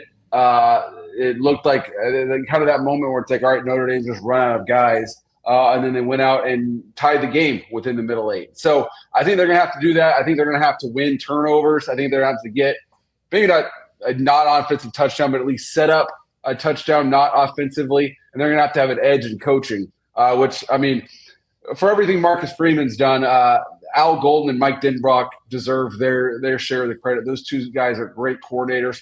But then again, find me a weakness between Chip Kelly and Jim Knowles. I just think that for everything I believe Notre Dame can do, Ohio State's just as good. And then kind of what you alluded to there, Notre Dame will drag them into the fourth quarter and we'll figure out a way to win in the final 4 minutes, which they did against Penn State. Ohio State kind of has more close game, late game experience than Notre Dame does. Penn State was close late. Michigan was close late. Oregon was close late. Obviously, they lost 2 of those games, but that created this drive for them to be like, all right, it's championship or else. We're going to win this championship or die trying. And then we saw what happened at the end of the Texas game. Zach, there was a lot of controversy around the expansion of the playoff, a lot of controversy at the times the teams were announced and who was selected, and there will be more controversy or talk about how that all works moving forward. But at this point, these two teams clearly have earned their way into this championship game. And what have been your thoughts on seeing the road traveled, the extra games played, and just kind of the resume built in this postseason by both squads? Yeah, I think it's really good that it's happened, and I think it's really good it's happened now. I would have felt really icky about watching this game tonight, knowing if these guys were just competing for a scholarship. I think Ohio State's playing their 16th game. Notre Dame's in their 16th game.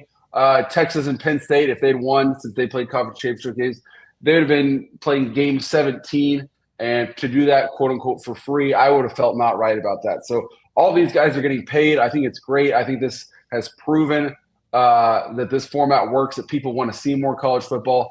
I think we need to find a way to they're not going to shorten the field. Name me the last playoff in any sport that's ever contracted. So that's not going to happen. But I think if they could find a way to play more games in December and less in January, I think that needs to happen. I've seen next to zero buzz about this game, and it's Ohio State and Notre Dame playing for a national championship, but it's just been kind of eaten up by what happened in the NFL this past weekend. So if they could get this as close to New Year's Day as possible, then we'll really be cooking with gas. I mentioned that earlier in the show about how it seemed like I don't know if the word's overshadowed, but I might have been your tweet or something close to it about there hasn't been much buzz. The NFL, we know, is the all-powerful, and you have 4 of those games over the weekend. Would it have mattered if they would have played on Friday? That's a good question. I think you would have had I'm not a TV expert, so I'm not going to guess what the numbers would have been. You probably would have had more pregame buzz, but then we'd be sitting here today and be like, oh yeah, Ohio State won a national championship on Friday. Remember that? It would have been swallowed up by everything that happened over the weekend. So I think that probably the calculus is A, we're getting more rest for the players, so hopefully it's a better game. And B, we're not going to have much buzz on the front end, but if we have a great game, then that's what people are going to be talking about Tuesday, Wednesday before they turn the page to the conference championship games. All right, Zach, I proposed this to Tim Brando on Friday, and he almost agreed with me. But what if they made week 0, week 1 for everybody? That's also where you could kind of stash your junk games, the warm-up week. And then Labor Day weekend, before the NFL kicks off, you kind of Daytona 500 it and play a lot of your best games then. With the playoff being here, it doesn't matter if you lose a game on Labor Day weekend as much as it used to, obviously. And you can put some of your great games there. Then make sure that Army-Navy weekend, Army-Navy is on alone, and then in the evening you play some playoff games there, and you play some playoff games on Friday night. That way you're not leaving a whole week open for just one game and still giving proper reverence to Army-Navy. I'm for it. Give me the petition. I'll sign it. I think the idea of a lot of people are saying we should crown the national champion at the Rose Bowl. I think that's a lofty thing. I just don't know that we'll ever get there to chop 2-3 weeks off and contract it more. I don't see the space in the calendar. Move everything up a week. I'm for it. Take full advantage of Labor Day weekend. You have those 5 days, a big long weekend. It's your last weekend without the NFL. There's going to be some great games. I'm going to have a piece up after the game ends tonight and tomorrow about how many great games there are to start next season, and so many of them on that first weekend. So I think we're halfway there. A lot of people say we'll eliminate. What's the point of having a conference championship game, especially if both teams make it? That's a good point. Those conferences own those things, own those games, those weekends, and they don't have to split the money. So I don't see those going away. But if we could chop 1 week off and start the playoff that second Saturday in December, that'd be great. I just worry. I think everyone likes having 1 weekend in December off. And if we're going straight from conference championship games straight into Army Navy and you're playing all the way through December, I'm for it. I don't know if the coaches and players would be on board. Does Jeremiah Smith get loose tonight? It seems like there's been some quotes kind of leading up to this about how he's ready for it, and obviously there wasn't a big show the last time we saw him. What do you think as far as the Irish trying to defend him and duplicate what we saw in the semifinals, if at all possible? Yeah, Notre Dame's been open about the fact that they're going to dance with who brung them and lean heavily into man coverage. I'd be surprised if in any sort of leverage situation he truly only has two sets or one set of eyeballs on him. Even if it's man, I think you'll have someone over the top of him. I think Ohio State will do more to force the issue to him than they did last week. Last week against Texas, Texas played a lot of zone, and Ohio State was happy to not go broke, taking a profit. Multiple passes to wide open tight ends for 8-yard gains. I think they will try to force the issue a little bit more. Especially there was one deep shot that they threw to the end zone. I think if they get within the 40 in that range, I think you'll see them try to throw at least one deep ball to Jeremiah Smith, knowing if they hit one, great. Even if they don't, they can still just the threat will help them on second and third down. But if I had to bet my life on one Ohio State receiver being the MVP of this game, it would be Emeka Egbuka. When you look at the weapons, the ones that can make that play, whether it's Smith, Egbuka, or even Travion Henderson, Notre Dame had a running back went 98 yards in the game against Indiana with Love. But your thoughts about, do they just have that? They have more weapons to pop the 50-yarder that in this game you might get one or two of those, and Ohio State has the more opportunity to do that? Yeah, it all starts to me with Ohio State's defense. Knowing that you can hold, generally, it would take a really bad day to give up 28 points. So I think that changes the way you're going to call the game if you're Chip Kelly and Ryan Day, knowing that if you don't put your defense in a bad situation, they're going to carry the day for you. You look at that screen pass they threw to Travion Henderson at the end of the first half. That was designed to really get 12 yards, but it was just kind of the perfect storm where they caught Texas in the right look. The Texas defenders didn't really respond the way they should have, and Travion Henderson's a really fast guy. I think Ohio State's going to go into this saying, we have the players. We don't have to take any crazy risks. If we play our game, we'll hit enough of those explosives, and our defense will do the job that we'll win the game. I don't think Ohio State's going to try to win this game 42-38. I think the game plan is going to be, we're going to win this game 28-13, 27-14, somewhere in that range. By the way, before, Paul, you follow up, somebody asked about the star on the hat, the state of Texas outline on your hat. Where is that star? That's a good question. I've never thought about that. It looks like it's about Midland, Odessa. Yeah, it does. That's what I'd say. Yeah, that's what I thought. They just asked. That was from retired man, retired stockbroker. Well, it's clearly a hat that celebrates landmen. Yes, exactly. The best, yeah. Zach, you guys do such a great job of covering the off-season parts, the inner workings, especially the coaching hires. Is there anything on the scale of Bill Belichick being probably the most shocking to least shocking that surprised you, or is a story that maybe bears more watching than people are giving it? Are you going on right now or just in general? Just in general. That's a good question. I think the overarching story going on right now is the effect of all this new money that's coming into the sport. We had a light season in regards to changes, and obviously, I mean, you look at Oklahoma and Brent Venables, and in another era, he might have gotten fired, but clearly Oklahoma's decided it's cheaper in the long run to invest more now. Go get a John Mateer, even though they weren't the highest bidder, but still pay what it takes to get John Mateer. Go get a Ben Arbuckle. The defensive coordinator hire is still out there. A lot of smoke that's going to be Jim Knowles. We'll see. It makes more sense to overpay, so to speak, for those guys and give Brent Venables another chance while you're chopping another year off his buyout. Because not only do you have to pay the 30, 40 million, whatever that number was, you're going to have to go out and buy a whole new roster because the Vultures will be circling Norman before sundown. So that's played out at Oklahoma. It's played out elsewhere. That's kind of a one-year thing. We'll see how long that continues. Like with how much Michigan is invested. If, let's say, Sharon Moore goes 6-6 again next season, do they have the patience to give him another year? Brent Venables goes 6-6. He's probably gone. I think it slowed down the life cycle of coaching, but we'll see. It remains to be seen by how much. Zach, with the NFL coaching, like Ben Johnson now, Chicago, among whatever else happens, Cowboys, New Orleans, Vegas, etc. How many of those jobs, based on who the head coach will be, might affect college football staffs at all? I think you're going to see the NFL, if you're a position coach or a coordinator, the NFL is a much better life for you than if you're in college. And obviously, it's been that way for a long time. It's going to continue to be that way.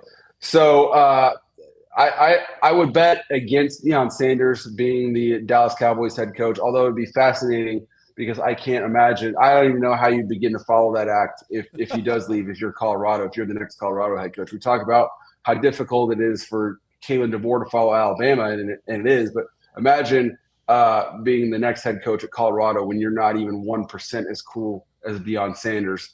So I think there's going to be assistant coaching churn. A lot of that depends on who gets those jobs. Marcus Freeman is going to get interest. Steve Sarkisian turned down interest. Obviously, Freeman was connected to the Bears. They've since hired Ben Johnson. I think it remains to be seen who gets those jobs, but you're going to see coordinators and position coaches leave. With Sarkisian's new deal, how many coaches, Kirby Smart, et cetera, have an automatic kick-in clause that they have to be among the top 2, 3, or 5 highest paid coaches? How often does that kick in when someone like Sark gets his big money? It's a good question. I've perused my fair share of coaching contracts. I've never seen a clause that they've got to be within that. I'm not saying it doesn't exist, or not one immediately comes to mind. What you do see more of is the coaches who get tenure, so to speak, like Mark Stoops at Kentucky, like Mike Gundy at Oklahoma State, the automatic rollover deals. That's far more common than I have to be within the top percentile or top 2 or top 5 than the automatic rollovers. Hey, Zach, enjoy the game tonight, buddy. Good to see you. Talk to you soon, okay? Sounds good. Thank you for having me. Thank you. Zach Barnett, footballscoop.com, with us on this national championship Monday tonight, Ohio State and also Notre Dame. Old Barn Cat K-State fan, 16 inches of snow where he is. Now, I know we had the ice storm from hell, 3 years ago? 4 years ago. It's been 4 years, right? But I would love, at least twice a year, the ice storms are bad, but I would love a good 2 to 3 days where the snow sticks. Snow, not ice. Snow. Yeah, that's what I said. Yeah, no, exactly. I agree with you a little bit. 16 inches of snow sounds like my waking nightmare. So much so, and I've talked about this so much over the time we've been on the air, Katie Rader sent me a DM and like, hey, you going to be okay with the ice this week? And we're not really going to get any here. So, we're not going to get precipitation. I'm fine. It's just cold here. But I appreciate the viewers of the show recognizing my abject hatred and admitted fear of cold weather. Not fear. Oh, I mean, like, it's got to be, like, psychologically, if it was in the DSM-5, you would say I might have a fear of cold weather because I'm so adverse to ice and snow. But that's just called growing up in South Florida and Texas all this time, and my body can't take it, even though it's prepared for it. Yeah, I do enjoy snow. I do. And living at times, born in Nebraska but never was there, really, and I was too young to know any better. Japan, Tokyo had a nice winter. Virginia had a nice winter. Not horrible, but Texas, you never know. Like we talked about with that Super Bowl 2000, what would have been February of 2012, right? Because of the ice storm that hit. But the one 4 years ago was something else, no question about it. But we're not supposed to get precipitation.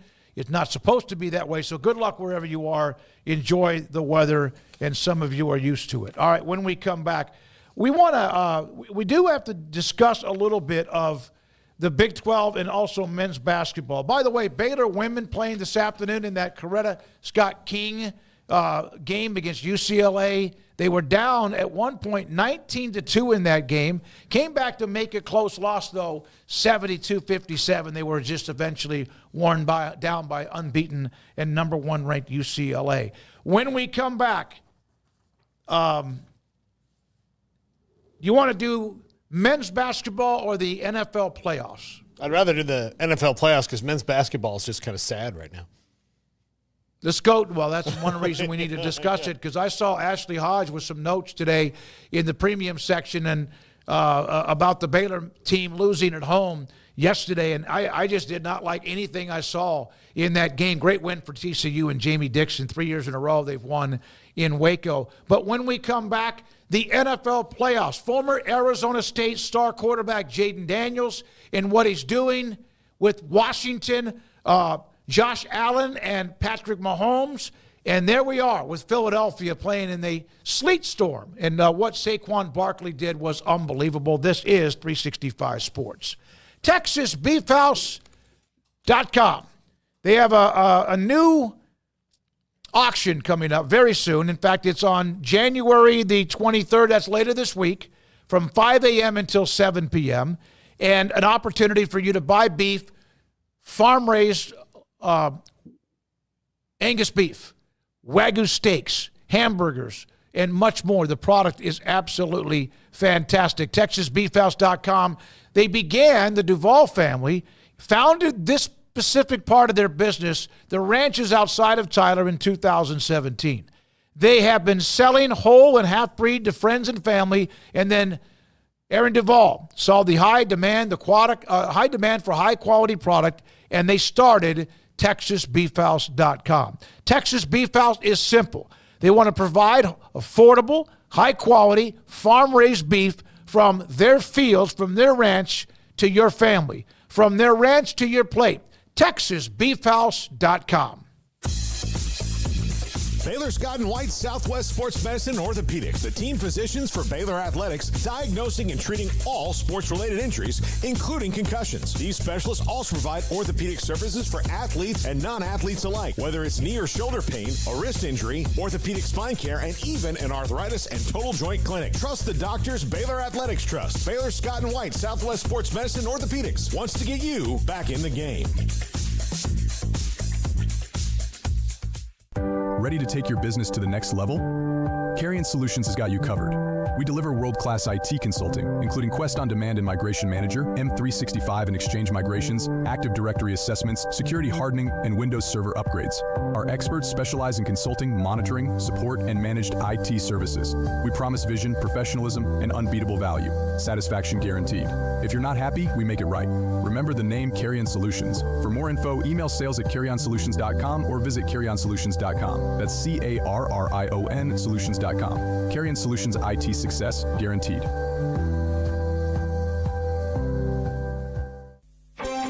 Developed by Startup Waco, a nonprofit organization, GXG is a program designed to support the entrepreneurial development of Baylor University student athletes through NIL activations. The program helps student athletes maximize their platforms and offers a comprehensive support system for them to create and grow new businesses that not only benefit themselves, but also uplift the local economy.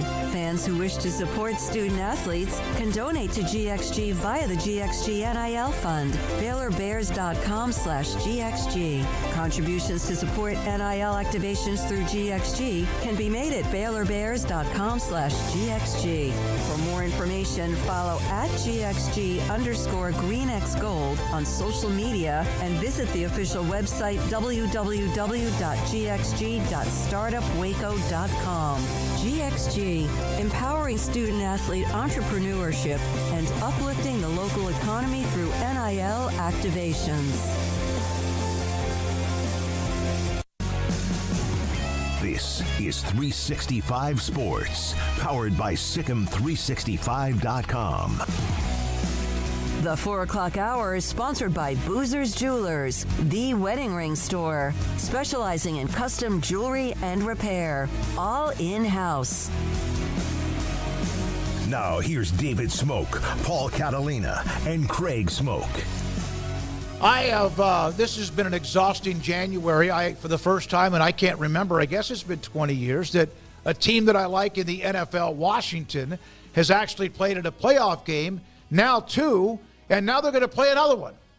After 20 years of not experiencing that, of course, Garrett Ross. Garrett, check in, holla. Mm-hmm. Craig Smoak, Washington fan.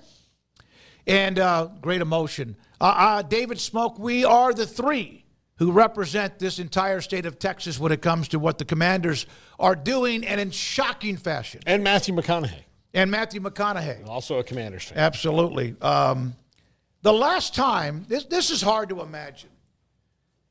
Washington's last appearance in an NFC championship game was the 1991 season. They ended up winning a Super Bowl, Mark Rippon and company. The Cowboys then won 3 of the next 4. They have not been back. Washington had not been back since 91 until what they did Saturday night against a really good Detroit team on the road. Look at the list of the last time. These are NFC teams. The last time that they were in a championship game, and the Cowboys now by 15 years, with Washington moving into the game against Philadelphia, it is almost hard to imagine. And then for Cowboys fans, it's not. It's not hard to imagine. They're not a serious organization. They're not. They're not serious. They don't want to look at themselves. They don't want to look at the fact that in 1 year, a better ownership group came into Washington and rejuvenated that simply by doing a couple things. Treating people better. I don't think that's Jerry's problem, but hiring a general manager who understands the modern workings of the NFL. And then taking the best coaches off the Cowboys staff with Dan Quinn and the rest. I think that 28-3 cast a pall over Dan Quinn, but the Atlanta Falcons haven't won anything since he left either. So he got them to the Super Bowl. Then he got them a game away from the Super Bowl the next year. Then they fell off the map, and they fired him. So, the Commanders are doing it right. The Eagles have the best general manager in the NFL, and Howie Roseman, who's always willing to shake things up. And it's not a coincidence that those two teams had 2 of the best drafts in the league this past year and have rookies that contribute. It's not just Jaden Daniels on the Commanders. It's Mikey Sainristil. And, and you look at the Eagles, and it's Quinion Mitchell and Cooper DeJean on defense and just other guys all across the board. They lost Jason Kelsey. They drafted a couple years ago Cam Jurgens, got him ready, and he's one of the best centers in the league. Where did he play college ball? Cam Jurgens. I think he played at Nebraska. Yeah. So, they have all these guys, and they're just ready to go. But, the Cowboys, they're going to lose Zach Martin. Did they think that Zach Martin, they know he might retire or leave the team in a couple years? They've done anything to really draft his replacement? No. All right. That's just the difference. You see that. They look ahead. And 15 years between them and the Bears. Was that the year that Lovie Smith took them to the championship game and they lost and he got fired? Or maybe they played in it? I don't remember. Craig, your thoughts about this drought and the fact that Washington is a win away from playing in New Orleans? Yeah, it's pretty cool. We don't have to dance. It's just cool. It's awesome. It's great. I don't want to talk about the Cowboys because I don't want to punch down and talk about a bunch of losers. But stings, Craig, stings. It's a big surprise. It's completely shocking in a lot of ways, honestly, to even be talking about it. It feels a bit surreal. But It's not. It's totally real. They're in the NFC Championship game. Beat the Lions the last time they were in that game. So to beat the Lions to get to this one is kind of a tie-in, I guess, in a way. Not exactly, obviously, but there is a Lions loop there in both of these stories. Now, taking another couple steps, I think it's going to be really difficult. But, hey, they've beaten Philly. Granted, Jalen Hurts didn't play in that last game, but they know each other very well, and I think that's going to be a real slobber knocker, for lack of a better term. But Jaden Daniels is effing incredible. I mean, that's really all there is to it. He is effing incredible, and he is one of the best rookies in any sport that I've ever seen. He is definitely one of the best football rookies, if not the best that I've ever seen in terms of his position and all that comes with that and where he's taken them in such a short amount of time. And, yes, it is Sanders Strill, and it's Terry McLaurin, who I'm sure has a big probably party planned for tonight to watch his Buckeyes, or, I'm sure he's excited about tonight's game. But, man, what a time for someone like him, who's an Ohio State guy and a Commander. But, yeah, they've got a lot of contributors, a lot of guys who they went and got this offseason that have made huge impacts, that were just veteran signees that maybe you didn't think a ton about, but that have been huge for them. And I'm just kind of at a loss, honestly, because it's that level of shocking. Never would have anticipated this in a million years, just in general with the Commanders at this point, much less in the first year of new ownership and a new coach and all of these different things. So it's and a new quarterback and so on and so forth. It's just a lot of new, but all of it's good. It's overdue for a lot of Washington fans, and I'm happy for a lot of the folks who had to struggle for 2 decades with as bad of ownership as you could possibly imagine, just bad people running the team, crooks running the team that should be in jail if they weren't billionaires running the team. And so to see people, and I know there's a billionaire running this team and he, whatever, but we know the difference between Daniel Snyder and what's going on right now with Josh Harris. And it's night and day, and it's proof in the pudding of where they are right now. They never would have been here if Daniel Snyder was the owner still. So it's just amazing. I'm over the moon. I never anticipated them winning this past weekend. But there they were, and it was one hell of a game. And obviously, they got a little bit of a favor from the other side there in terms of the interceptions. But you also have to catch the interception. You also have to run it back for a pick six. You have to make the plays afterwards, and they did that time and again. And I'm just blown away because you can kind of see things bubbling up sometimes. You see, we had these 2 recruiting classes, and they – like in 2025, we ought to be pretty good, but like this was seemingly out of nowhere. Even if you thought Jaden Daniels was going to be great, I don't know how you could have predicted this level of great. So it's been awesome. Garrett, text that we have, Paul, Craig, Garrett, Emery, I think is in it too. Was it after the interception return for a touchdown when you put out the bulging eyes? When was that? I believe it was. After that play. Because we really don't communicate a lot. We do over the weekend with a story or two or a guest idea, but during games, there's not a lot of that. And I told you to shut up because I put up the finger like, shh, because I was sitting there like, it's been so long. What is it for you? You're younger than I am, so you've even seen less of the success that I used to see. So to put it in perspective, I was thinking about this. After they won that initial playoff game, going back to 2005, I would have not had children. My daughter is a senior. Okay, so like it hit me like that when thinking about it. I was like, damn, it's really been a while that I didn't have, anything. And now I have a daughter who's a senior. So that was kind of crazy. And then last night, I really wasn't expecting them to be competitive. But, man, the way they came out and the way Jalen Daniels has kind of taken over this offense, the throws he makes, his accuracy is ridiculous. I wasn't sure. I kind of coming into this season, I felt like Terry McLaurin wasn't a number 1 receiver, which he's proven that was foolish. He is, yeah. I still think they need some help around him. Zach Ertz is good, but I think they could get better at the tight end position. But just to even be talking about this, it's unreal. It's hard to imagine, like Craig said. I'm just happy, man. I did not see this coming. Zach Ertz is his security blanket, the fourth down touchdown pass, whatever. Now, it's not just about them. It's just this has come out of nowhere, and it really is unbelievable. Garrett, we need to make sure we get a camera angle for you whenever you do come on. I got one. It's cut out back there. And I would say the receivers, too, is like, they've lifted those guys up, too. Like, Zacchaeus, like, he's suddenly like a freaking like a big play guy, yeah. And the rest of those guys have all, Noah Brown from the Cowboys, has made some big catches here and there as well. But, yeah, they don't have, like, necessarily your star top 10 pick type wide receiver. McLaurin's that dude, though. I mean, the way he took that little short pass down the sideline, I mean, squeezed through the tackle attempts and just shot out like a cannon. I mean, that was an incredible play. And, yeah, I mean, that's the thing is, like, they don't feel like they should be ready to be here, and yet they are. And they could still get better in the coming years, which I know, like, that could always go side. Like, we thought that when RG3 was the quarterback, and that was over in a year. But there just seems to be something that's more sustainable about this, from the ownership to the quarterback to the coach and all points in between, that was not there previously. So, yeah, it feels like the start of something, but again, you don't know when these moments can be very fleeting. Yes. And next thing you know, your O-line's not very good for a few years, or Jaden Daniels can't stay healthy, or whatever the case may be.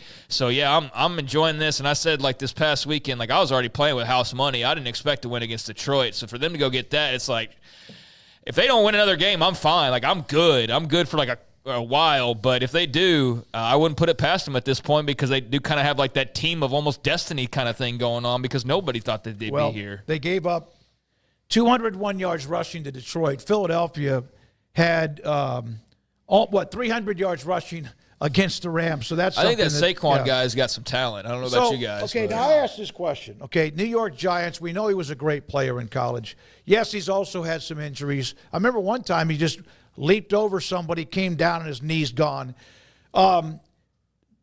His agent. What?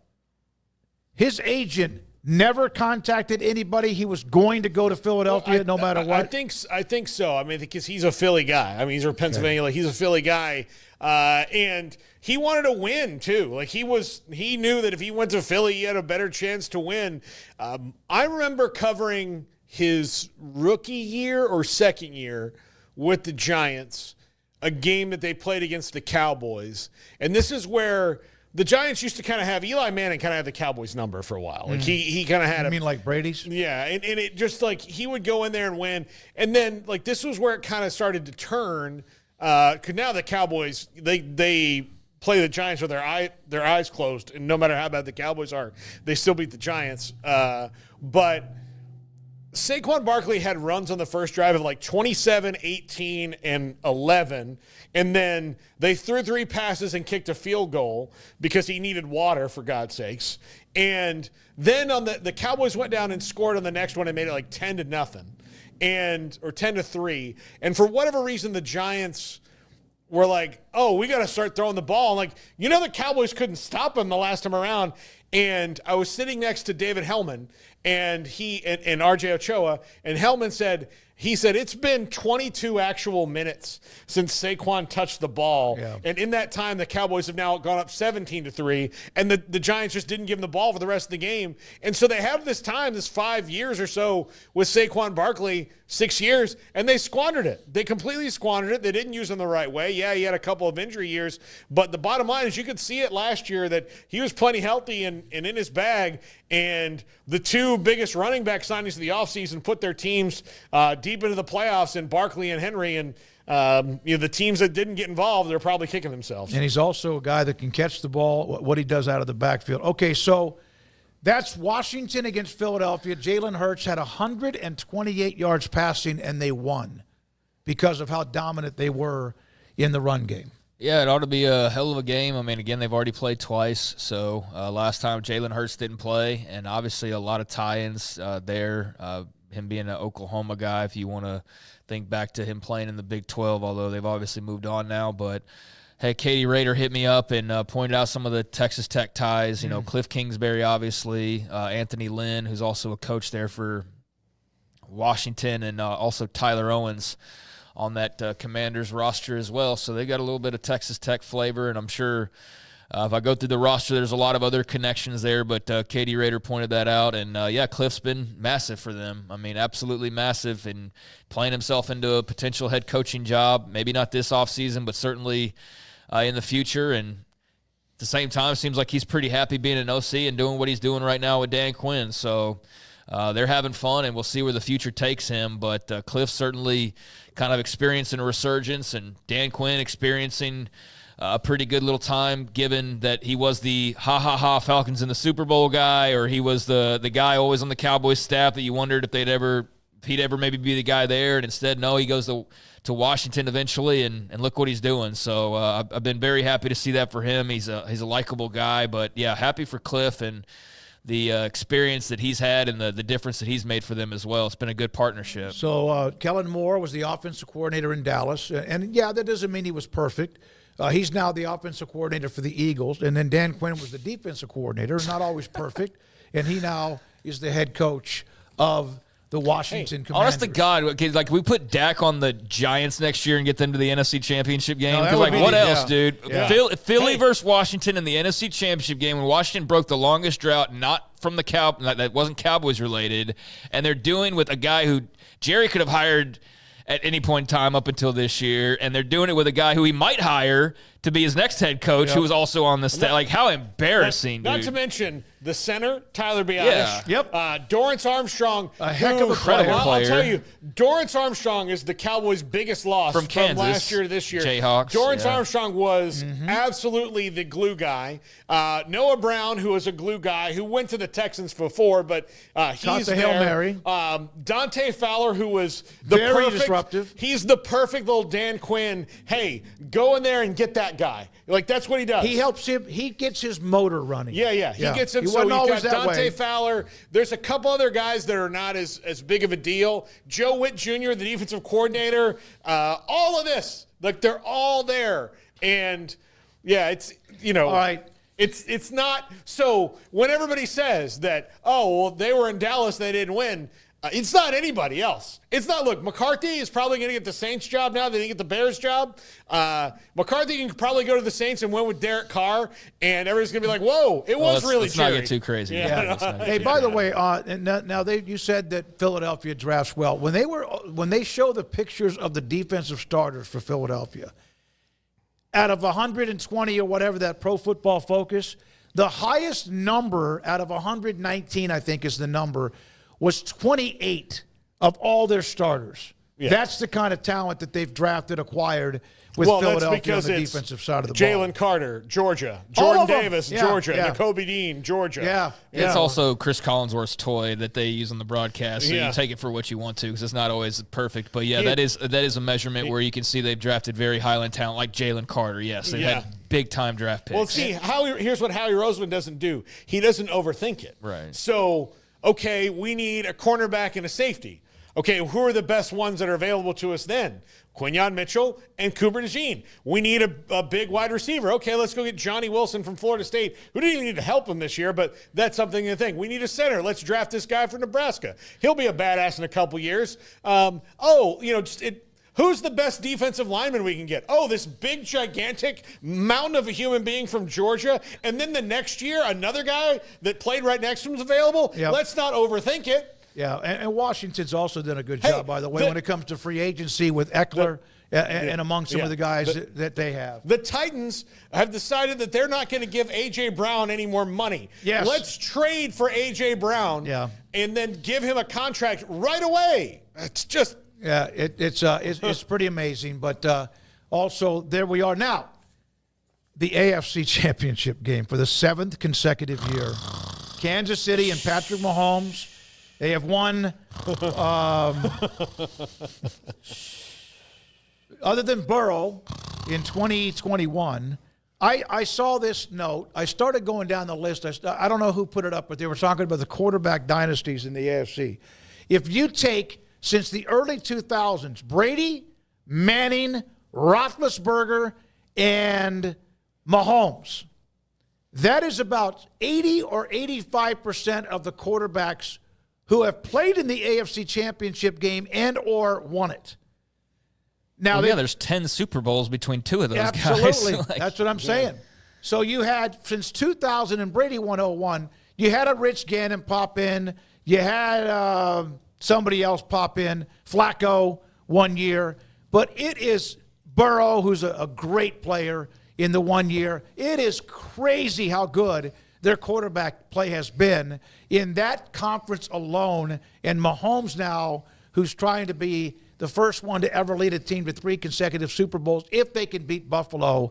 And that's with Hill, Josh Allen, and Lamar Jackson not being able to do it. Now Josh Allen has the chance. It is crazy good how much their quarterback play has helped that conference. It is unbelievable, the streak. Yeah, but that's not why the Chiefs are here, though. They're here for their defense, man. Like, somebody hire Steve Spagnuolo so we can get rid of this freaking endless nightmare of the Chiefs playing for the Super Bowl every single year. Look, I love Patrick Mahomes, and I'm not a Chiefs hater. I know it'll come across that way, but I'm not. I'm Chiefs fatigued at this point. Like, I just would rather see something else for, like, a year. And, look, if Patrick Mahomes, who's from my hometown, who I watched in high school, did his radio broadcast when he was a safety before he was even a quarterback, like, I want the best for him, and he is the best, and he'll go and get the best without me, having anything to do about it. But as much as I like him, like, yeah, I'm kind of over the Chiefs, man. I really am. And so if they're playing, like, I'll be watching. I'm not going to root against them, but there was definitely a part of me, like, hoping that maybe we'd see a little bit of a change up. And I don't have any faith that the Bills are going to beat them. I really don't. I think that the Chiefs are rolling into another Super Bowl, but we'll see. Josh Allen and company have been waiting on an opportunity like this, and they got a big win yesterday against a very good Ravens team who's got to just be really questioning a lot of things, and you're going to start to hear, I'm sure, a lot of the Lamar narrative creep back up of can he win the big one and all of that kind of jazz. So I'm sure First Take will have that for you for the next year. But, yeah, that was a hell of a win by both the Bills and the Chiefs. And the Chiefs, man, I mean, yeah, Patrick's great. Patrick is as clutch as you can possibly get, but they're winning because of their defense. I mean, that's their bread and butter this year. Like, you want to stop the machine, go hire Steve Spagnuolo and get him the hell out of there, man. And you know what? They'll probably just go back to being heavier on offense, but right now they're not winning because they're, like, dynamic on offense. No. It's pretty like, Patrick makes plays stay alive, and he does crazy that nobody else can really do, and that definitely helps them and go a long way. But their defense is incredible. You know who should hire Steve Spagnuolo that doesn't have a coach right now?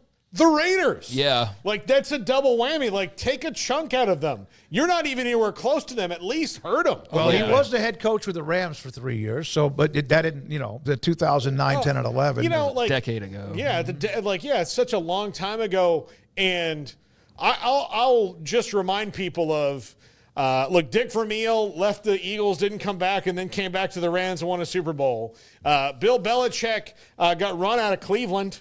Yep. When they moved and kind of torpedoed his one good team that he finally built there. Dan Quinn blew the Super Bowl in Atlanta. So sometimes you're not the summation of your first job. You know what I think about when I watch players play for Dan Quinn, and I know that people ran through them at times when he was at Dallas. They seem like they love playing for Dan Quinn. And maybe that's just recency bias, but I even thought that back when he was with Atlanta and even with Dallas. Look at the way, and I wouldn't call him a straight up and down players coach, but but look at the way he loves the game. It's his attitude. He's enthusiastic and contagious, and holding that play sheet and calling plays and doing all that. It's his lifeblood. And so how can you not want to play for that guy who's having so much fun? Yeah. Like, you look at some guys who aren't successful anymore, it's because they've taken themselves too seriously. Dan Quinn's having fun every day, man. Yeah, and I don't think he's bored either. Yeah. I mean, as part of it, you can just get bored. And I don't think he's bored because he still has a lot left to accomplish. But, yeah, I mean, you can tell with him and Cliff alone, they seem to really enjoy coaching together. And that's why Cliff doesn't appear to be in any hurry to go get a job, although I'm sure there will be, plenty of interviews to be done once they wrap up, whenever that is. But whether that's this week or 3 weeks from now, I'm over the moon about the direction as a Commanders fan, and if they were to win this week, I don't have any preference. Like, I'll be happy for Patrick and the Chiefs if they get there again. I just want to change the channel. You know what I mean? I just want a different flavor. I'm tired of chocolate. I want some strawberry, man. Couldn't you? Yeah, you can see it coming. But yeah, you can feel it. Like, of course he's going to be the first to win 3 in a row. Of course he is, right? Like, of course they are. But yeah, we'll see if Philly or Buffalo or even Washington has something to say about that. But I think we got 2 pretty damn good championship games and some very fun quarterbacks and players to watch. A lot of Big 12 tie-ins as well. If you're looking for that angle, there's plenty of those. And just surprised to even have a dog in the fight and even be caring about it. I fully expected it be like the last 25, 30 years of Not my teams. Whoever's in there, have fun. But I haven't rooted for a team this deep into an NFL season since 1991. So I don't even know what to make of it because I was a totally different, much younger person back then. I got to tell you, it has been fun. I have to get myself back in being a football fan in January shape, at least for another week, as they do play in that game on Sunday against Philadelphia. We've got the national championship game coming up, of course, tonight, Ohio State, Notre Dame. We're going to get to a couple of comments from the quarterbacks, Will Howard and also Riley Leonard. We will also look at the Big 12 and college basketball at some point here between now. Phil Bennett will join us in about 10 or 15 minutes of the game tonight between the Irish and the Buckeyes. One note in basketball, that the Houston game against Utah, men's basketball, I just saw that came down earlier today, has been postponed to later in the week. That game now will be on Wednesday, not tomorrow night, because of the pending weather coming into the state of Texas. Have we hit everything, NFL? I think so. All right. When we come back, we'll do a couple of more nuggets when it comes to let's hear it. You got something else? Let's hear from Riley Leonard and also obviously Will Howard, a couple of neat stories. They were at one point roommates. You remember that story about who the roommates are? Roommates at the Manning camp. They've stayed in touch, but they haven't talked a lot about their story and more. And this is 365 Sports. Alan Samuels, Dodge, Chrysler, Jeep, Ram, Fiat, Loop 340, and also Highway 6 in Waco. Alan Samuels with Ted Teague, the general manager and CEO, David Gray. He's in charge of the new car sales and what they have going on this month, right now in January, with huge discounts on the amazing SUV. Jeep Wagoneers and Grand Wagoneers available, including 3.9% financing for 72 months. Also, the 2025 Jeep Grand Cherokee Laredo, the most decorated SUV in history, starting at $35,925 plus tax, title, and license. A car loaded with accessories like adaptive cruise control, full speed forward collision warning, also the park view, backup camera, so much more, and a 5-star safety rating. And the 2025 Motor Trend Truck of the Year for the seventh time. The seventh time the Ram 1500 awarded that prestigious honor of Motor Trend Truck of the Year. Come by, drive what they have, SUVs, cars, and also Ram trucks and more. Alan Samuels, Dodge, Chrysler, Jeep, Ram, Fiat, and Waco, Loop 340 east of 84. Get ready, Baylor fans. The ultimate game weekend experience awaits you at the Baylor Club. Kick off your weekend with our Friday Night Live pep rally. With live entertainment and special appearances from the Baylor Spirit Squad, it's the perfect way to start your game weekend with a roar. On Saturdays, don't miss our Knox Hall tailgate. Enjoy delicious food, ice-cold drinks, and great company as you gear up for the big game. And after the weekend's excitement, wrap it all up with our famous Bear brunches on Sundays. Don't wait. Make your game weekends legendary with the Baylor Club membership today. There are 26 letters in the alphabet, over 600,000 words in the dictionary, and just 3 of them said together can change everything. Let's order pizza. Those 3 words lead to dough made from scratch and 3 fresh signature cheeses that blanket golden crust in a heavenly melt on Marco's Pizza that'll blow your mind.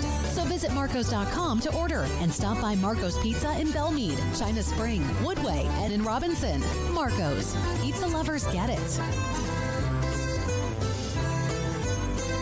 With so many companies and policies out there, it gets so confusing shopping for insurance, and I never know if I'm getting the policy that's right for me. Luckily, I met the team at the Niche Group Insurance Agency. With the Niche Group, you can go to one company and get access to coverage options from many insurance carriers, and you get to speak to a real person about your specific coverage needs. With the Niche Group, I know I'm getting the right coverage at the right price. If you need insurance, talk to the experts at the Niche Group at 1-800-258-8302.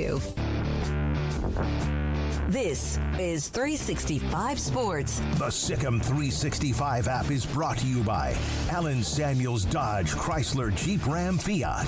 Come by, let's be friends. So tonight, Ohio State, Notre Dame, great stories. Both quarterbacks transferred. Riley Leonard at Duke. Will Howard, we know, at Kansas State. And they're now playing for the national title. Both of them have spent time together when they've been at the Manning quarterback camp. Both of them have intriguing stories. Riley Leonard was very much overlooked coming out of the state of Alabama. Will Howard, of course, basically, hey, Avery Johnson's our next quarterback, goes to Ohio State. Riley Leonard's story about transferring, about also going to a school like Notre Dame, or Will Howard to Ohio State. How do you handle the transfer? Riley Leonard, remember when he made the decision, they didn't know if he could play or not, and his thoughts about that change. Yeah, it's tough being a transfer. I hated being in the transfer portal. It was honestly a very uncomfortable situation for me. I like to think of myself as a loyal person, but whenever I had to, chose to leave Duke, I understood the repercussions that came with that. But whenever I got here, these guys just welcomed me in because I came here on crutches. My first day here, I was actually on a scooter and crutches, and these guys welcomed me with open arms. So it wasn't really me trusting them; it was more them trusting me, because it's hard to have a big-time transfer quarterback come in and he has 3 surgeries since the time he gets there. Like, that's hard to trust, but they believed in me, and I'm very grateful for them. Isn't it crazy? I mean, I was telling people, like, you break it, you buy it. So, like, they broke me, and then they paid for my surgeries. But, no, like, whenever they took me out, that was the last thing on my mind. I didn't want anything to do with Notre Dame after that game. But, shoot, here we are. I mean, it's a crazy story. I can't even believe it. But, after getting to this place, I know it's a huge brand and everything. But once you get into this place and realize the people that you're, always around every single day, you start to realize how much like home it feels like. So these guys are great. That's Riley Leonard. What a story that has been. When you saw those two, we knew they were both going to transfer. Craig and Paul, who did you think would have the most success his first year and only year at that school? Will Howard or Riley? Yeah, the two starting quarterbacks. I thought Will Howard would, just because he was walking into a more sure thing. But nothing surprised me about Riley Leonard raising the level. I mean, I watched him enough before he got injured last year for good, and said this kid is going to elevate a new roster he's on, just because he's a leader. I mean, he's an absolute leader, and you see that. Like, we just talked about Dan Quinn's joy for the game. Like, look at him. Yeah. I mean, like, how can you not want to play with that guy? And then he's one of those quarterbacks who's not going to blame it. Like, you ran the wrong route. He's probably going to be like, hey, remember that this is what we do. Or if he makes a mistake, he owns it. And then when it comes to, we've got to get a first down or we lose this game, are you going to bet against him to go and put it all out on the line to make sure it happens? No. So, yeah, I can't believe that, that Notre Dame is actually here, given it's been so long that it's been that way. But I'm not surprised that Riley Leonard was successful. But Will Howard stepped into a great situation and made it better. Yeah, I didn't really think about it that way, about who either or whatever. I thought Notre Dame went and got a pretty good quarterback, not one that I thought would necessarily lead them to the national championship game, and I don't think that he single-handedly has, obviously, but has played a big role, and more so than maybe I expected. And then Will Howard, he's been good. He's been pretty good at times. I was not impressed at all against Texas. I didn't think he played particularly well in any way, but that could also have been UT's defense. I think, he was a really good player at K-State that we got to see a lot left for legitimate and obvious reasons, and I'm happy to see him having success. But, he's not neither one's really necessarily the reason why they're here, so to speak. It's not like those quarterback-led teams where, like, the quarterbacks that, like Lamar Jackson and the Ravens, or something like that. But they're perfect puzzle pieces for the puzzle that Ohio State and Notre Dame needed to complete. They went and grabbed two guys who fit perfectly, slid in, completed the picture, and were able to get them here. So good moves, obviously, with the benefit of hindsight. They seemed like good moves at the times, but great moves now with the benefit of hindsight, that both those two guys that came in and led them to this point. I love it. I paid attention to Riley Leonard when he was with Cutcliffe at Duke, but I didn't watch him that much. And with Will Howard, we saw him quite a bit because of his time at Kansas State, saw maybe games even in person, etc. But always thought he was pretty good. The run he made when he broke free against Texas on that 4th and 1 was what I remember him being able to do. He didn't throw the ball a lot at K-State because he was effective, but the run he made against UT on that 4th and 1, I had not seen him do that at all this year. He was I thought, a very underrated runner, and obviously Avery Johnson spectacular with what he could do, breakaway speed, etc. But that was a play that I wondered, were you going to ever see that from him? And unfortunately for UT, you did when it was 4th and 1. Then he tripped and fell down. Yeah, but look, think about this, and people may hear me say this in the top 5 in an hour about Will Howard, but what if Will Howard had gone to Michigan? Is Ohio State here right now?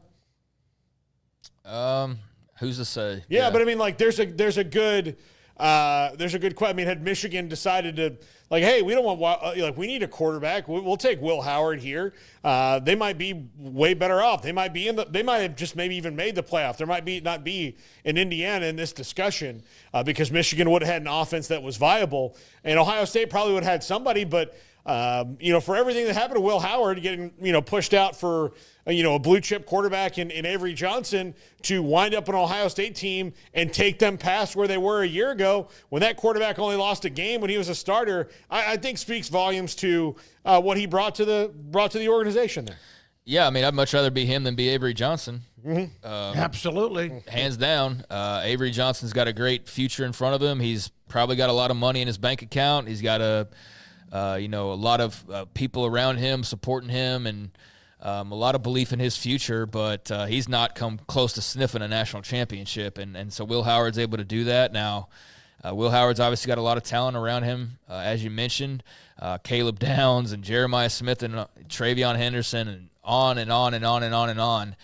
So it's not just him, but I think that's got to feel pretty good for Will Howard, especially when the narrative was that he got pushed out or – he, walked away. I'm sure somewhere, probably in some circle, they're scared of competition or something, from some random K-Stater or something. But for all the talk about Will Howard and Avery Johnson, like, here's Will Howard playing for a national championship. So I don't look to that to look negatively on K-State at all, but I just think it's a great redemption for him to be, in a new spot and thriving and potentially going farther than anybody could have imagined, even when he did join Ohio State, still to go all the way to national championship game, win the first ever 12-team playoff. I mean, that's not just winning a natty, which is history in its own right. That's like major accomplishment, major extra level to it because you're the first to do it in that format. So, yeah, what a story, and good on him, and I'm sure he'll serve as an example for a lot of other guys. Sometimes you need a little change of scenery, or sometimes it's maybe good to get a change of scenery, and it works out in your favor, and it certainly has worked out very well for both guys and where they landed. Yeah, you wonder about how, and Phil Bennett's about to join us, you wonder about how dark that was for him, Howard, how hard it was in the first place for Ohio State after they lost that game to Michigan, about having to bounce back, and he's the newcoming guy. In that game, he threw 2 interceptions in that loss to Michigan in 175 yards, 13-10, and the offense did nothing in that game. We're now joined by longtime college football coach. There he is inside. Thank goodness. I told you it's too cold for you to be out there, even with that beautiful backyard. Phil Bennett joins us on 365 Sports. We could get into a lot of things, but just your thoughts about the collision course. Notre Dame's earned it. Ohio State's bounced back. They've earned it. And what you see, is this a game where Notre Dame must limit a big play or two that Ohio State's capable of doing because they have so many playmakers? The first thing that comes to my mind, Smoak, is the last 3 games that Ohio State has played. They've really hit a groove. Tennessee, Oregon, and then against Texas. A very good Texas defense, which I think Notre Dame's good defense. But I look at this game as there's a lot of pressure on the Notre Dame offense. They've got to score, and I feel like that they've been a team that ever since if you remember the start of the season, very close A&M game.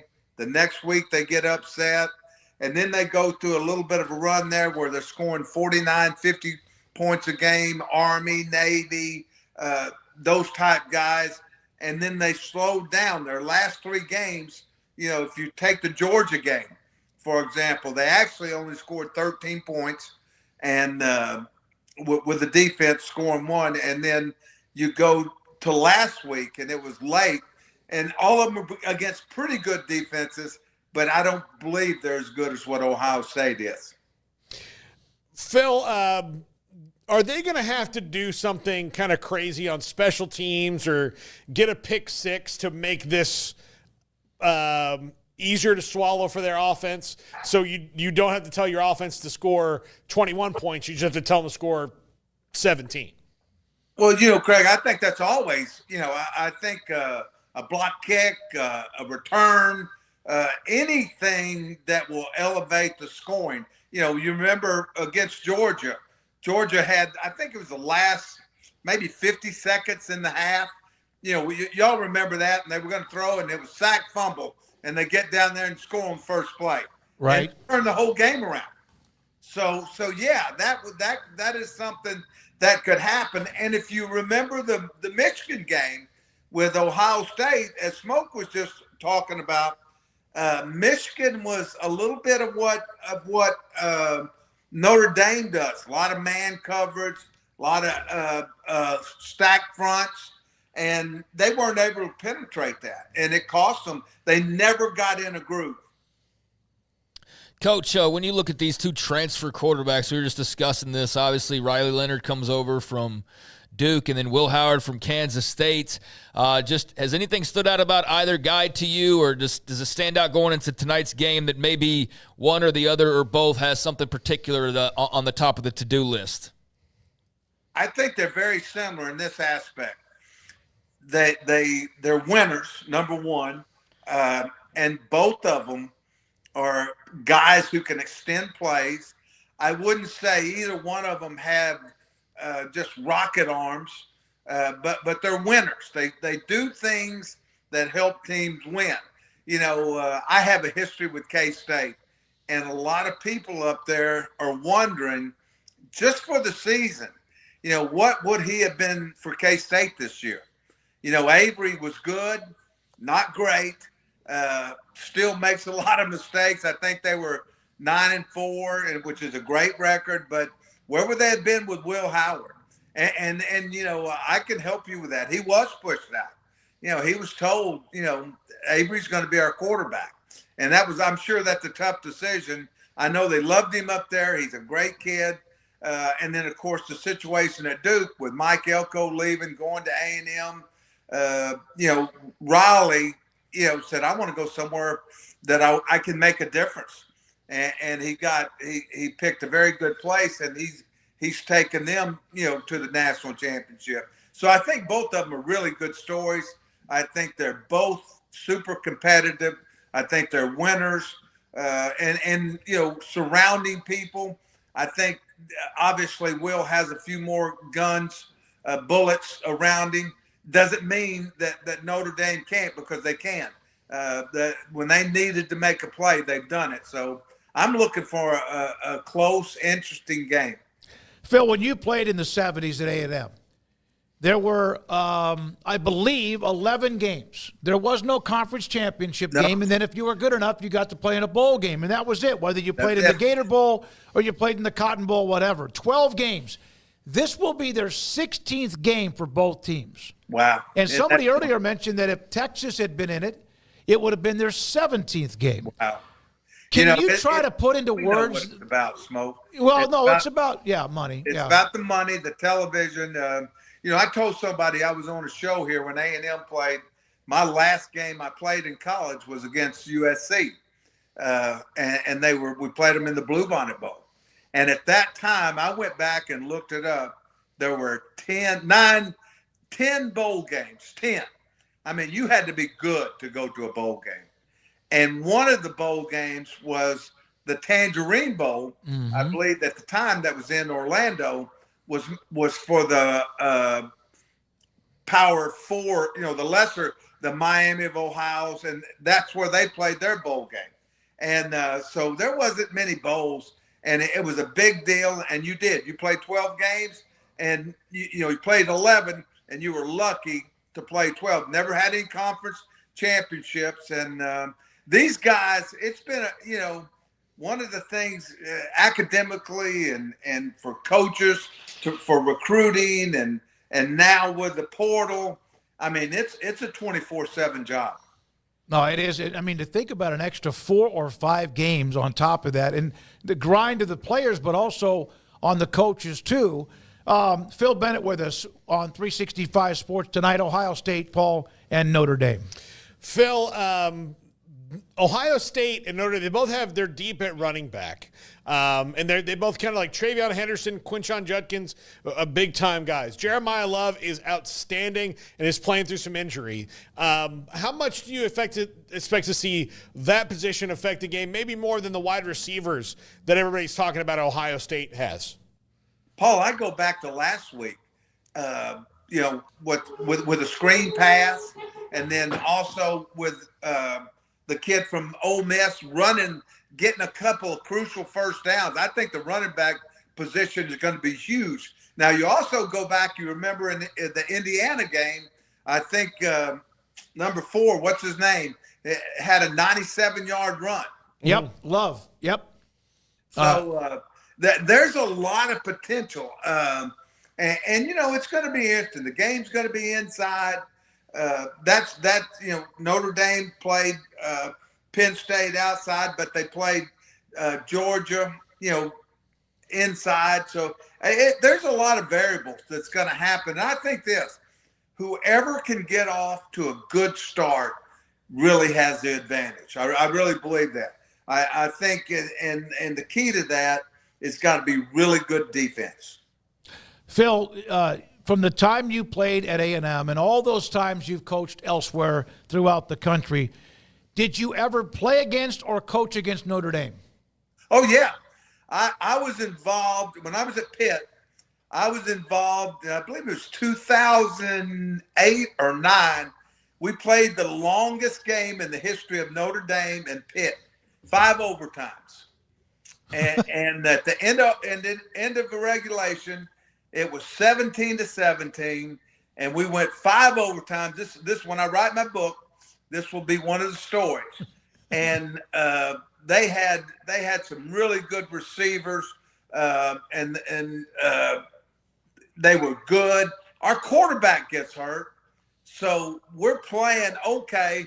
And our coordinator and Dave Wanstead decide to put Shady McCoy into Wildcat.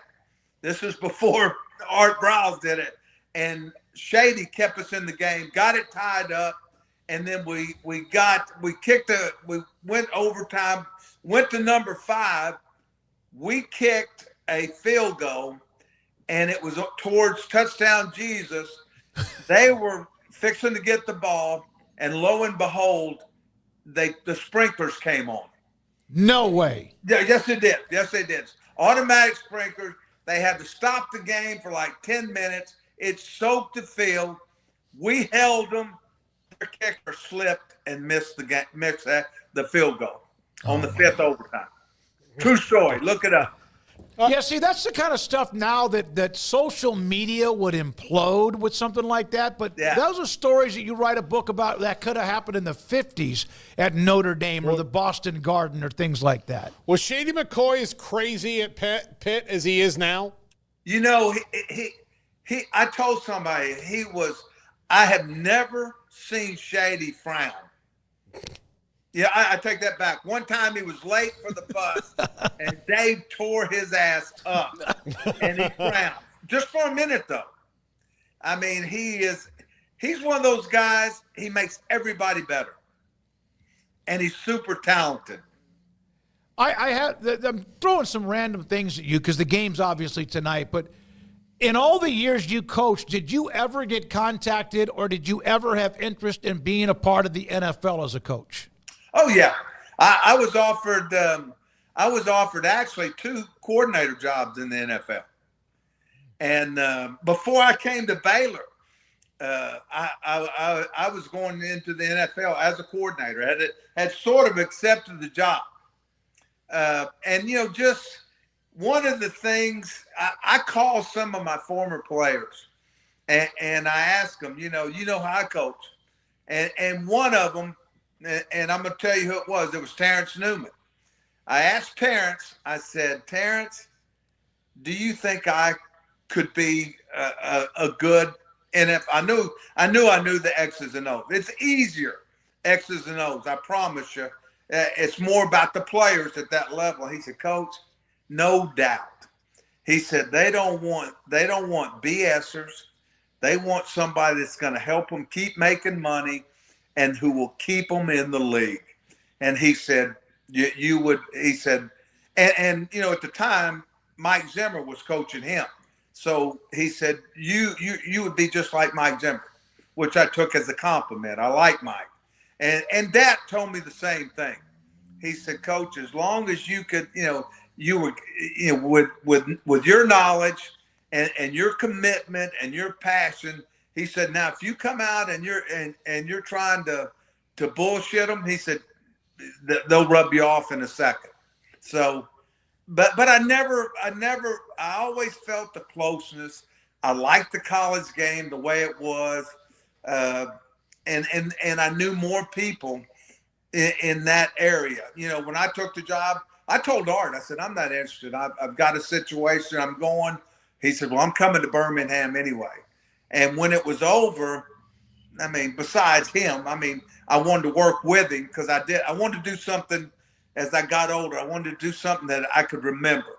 And you know, I think even to this day, 10, 12 years later, people appreciated what we did at Baylor and the championships and the relationship with those guys I wouldn't have. So I think I did the right thing.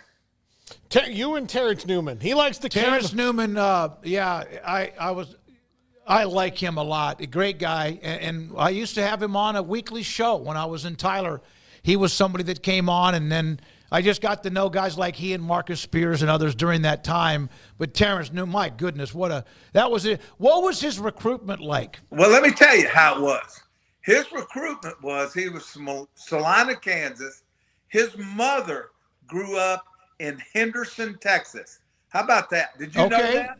No, I did not. Just south of where you grew up in March. Yeah. She grew up. And she's a wonderful lady, single parent, and Terrence was a track guy. I mean, he was going to KU on a track scholarship when Rex Ryan and I got to K-State. And of course, Venables was from Salina. He had started looking at him, was trying to get people to take him. And, he was really, and Mike and Venables had known some people. So we jump in, and he was as raw a player as I've ever had. I remember after early on, I knew he was fast, but he didn't know football. He really hadn't played that much, but he had a work ethic that you sat there. And I told him, I said, you're not even close. I said, but with your attitude and your commitment, you will get there. And he played 19 years. 19 years. He was fantastic. I actually was in Salina, Kansas a couple of different times. They used to host the Women's Junior College National Basketball Tournament. Yes, they did. Sure back did. in the day, for a long time. You know, let me tell you something about Terrence, too. This is how committed he was. One time, he went out and played golf, and he was playing with the Cowboys. He had never played. And he told me, I think he shot like 125.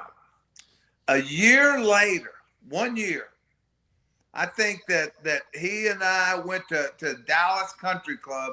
He shot like 74. Yeah, that's that hand-eye coordination, athleticism, that focus. Oh, golly. He's a member, I think, at Vaquero, and he loves. There's no telling how many great golf courses he's played. I can imagine. I can imagine. Phil, I know, what do you think coaches that are interviewing for the Cowboys right now feel about that job compared to what they did maybe a decade ago? Paul, we all know it's not the job that it was. Still, you look at the Dallas Cowboys, and the first thing you think about is success, even though it's been, not great, but not horrible. You look at Mike's record, it wasn't horrible, but it wasn't championship. And I think that people look at it and say, I can be that guy. I can flip it. And of course we all know also Jerry's what they've been doing hadn't worked.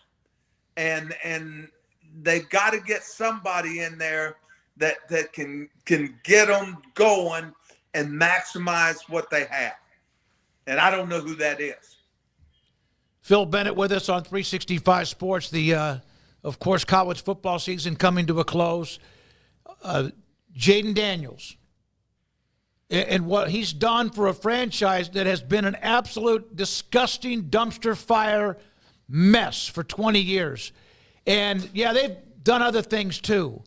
But, Garrett, Craig, and I are lifelong Washington fans, and so we're not used to this. This is something that they thought they had it with RG3. That ended badly, injuries and much more. Right. Why? What is it about him? His cool, calm. We were recruiting him when I was at Arizona State. He and his mother had come up during the season, that 17th season. And the first thing I will tell you, he is a wonderful young man. I mean, she has done a great job raising him. Him and his father, they're separated, but they did a great job. He is a class person. He's highly intelligent. He just oozes confidence. And I remember the first time I saw him, people don't realize how tall he is. I guarantee you he's 6'5", but he's slender, and he's such a competitor. The year that I left, he came in, became the starting quarterback, and I'm telling you, he would. You could tell he's once again. He's one of those guys, just like we saw yesterday with Buffalo and with Baltimore. Those quarterbacks make everybody better, and that's what Jaden does. And you look at the McLaughlin, the receiver now. You look at the offensive line. He extends plays. You look at in the NFL. There's not many Peyton Mannings and Brady's where they're drop back smart. Most people that are really getting it done have quarterbacks that can. I'm not saying scramblers, but they can extend plays, and they're a threat to the defense. And he certainly is. I don't know how much he rushed for the other night. But the threat, Aaron Glenn, who I love and very close to, I talk to a lot, but they were scared to death, and which it affects what you do in coverage when you're spying and trying to take care of that quarterback, and it became an issue. Yeah, he had a zone read where he had 3 defensive players follow him, and he handed off to Eckler, who had like 35 yards because you had a receiver split wide. 3 guys worried about him, and you just need one, but he has to make one guy miss, and he did. Think about this, and I've told people this. With those couple of years I was out, I did some consulting with these NFL. They knew nothing about the read game, the RPOs, none of that, and it's a different level, and that old saying, knowledge is power. The people that understand how to play that in the NFL. Look at these college quarterbacks. Look at Mahomes. Look what they've done. Andy has done up there with him. They have a college system. You look the other night. Both teams, Baltimore and Buffalo, both of them ran zone reads, quarterback counter. You look what Cliff did with Daniels. You look at Denver, what he did with that kid. All of them they're different when you have to defend them because their ability to move. You just mentioned Aaron Glenn. He's a guy who's probably going to be a head coach by the end of the week. For someone who coached him, I know that has to feel unbelievable, and you're friends anyway. It's my story is long, but it's true. I was at Purdue. We had a guy named Bill Michaels that was actually recruiting him in Houston. And he signed with us at Purdue. He didn't make his grades. He went to we put him in the barrel, and he did a great job. He was coming out. They wouldn't let us take him again. Purdue was very academic. And I remember I called Bob Davey, and Bob said, Phil, I don't want a short corner. We know who he is. And I said, I'm telling you, he can play. And I called RC, and I said, it's a mistake if you don't take him. And he comes here, I didn't get to coach him. I was here after, but I followed him. And I want to tell you what kind of guy he is. During COVID, he called me out of nowhere, and he said, Coach, I want to be a coordinator. He said, but I don't know the front well enough. Will you teach me? We met every Saturday, 8 to noon, at a Chick-fil-A in Cyprus. And, my he God. did nothing but take notes. Aaron Glenn is about to be a head coach. I have enjoyed watching him. And I told him, I said, when he got the job with Dan, of course, I coached with Dan. I knew Dan. I said, you're getting – and Dan had worked with him. He knew what he had. And we've talked, and like a couple of weeks ago, he sent me a deal. He said, draw this for me. How would you play this? And it's just been a joy to watch him. And the best thing about him, above anything, he is the most genuine human being you have ever met. Well, and his brother was an A&M legend. His brother was came out.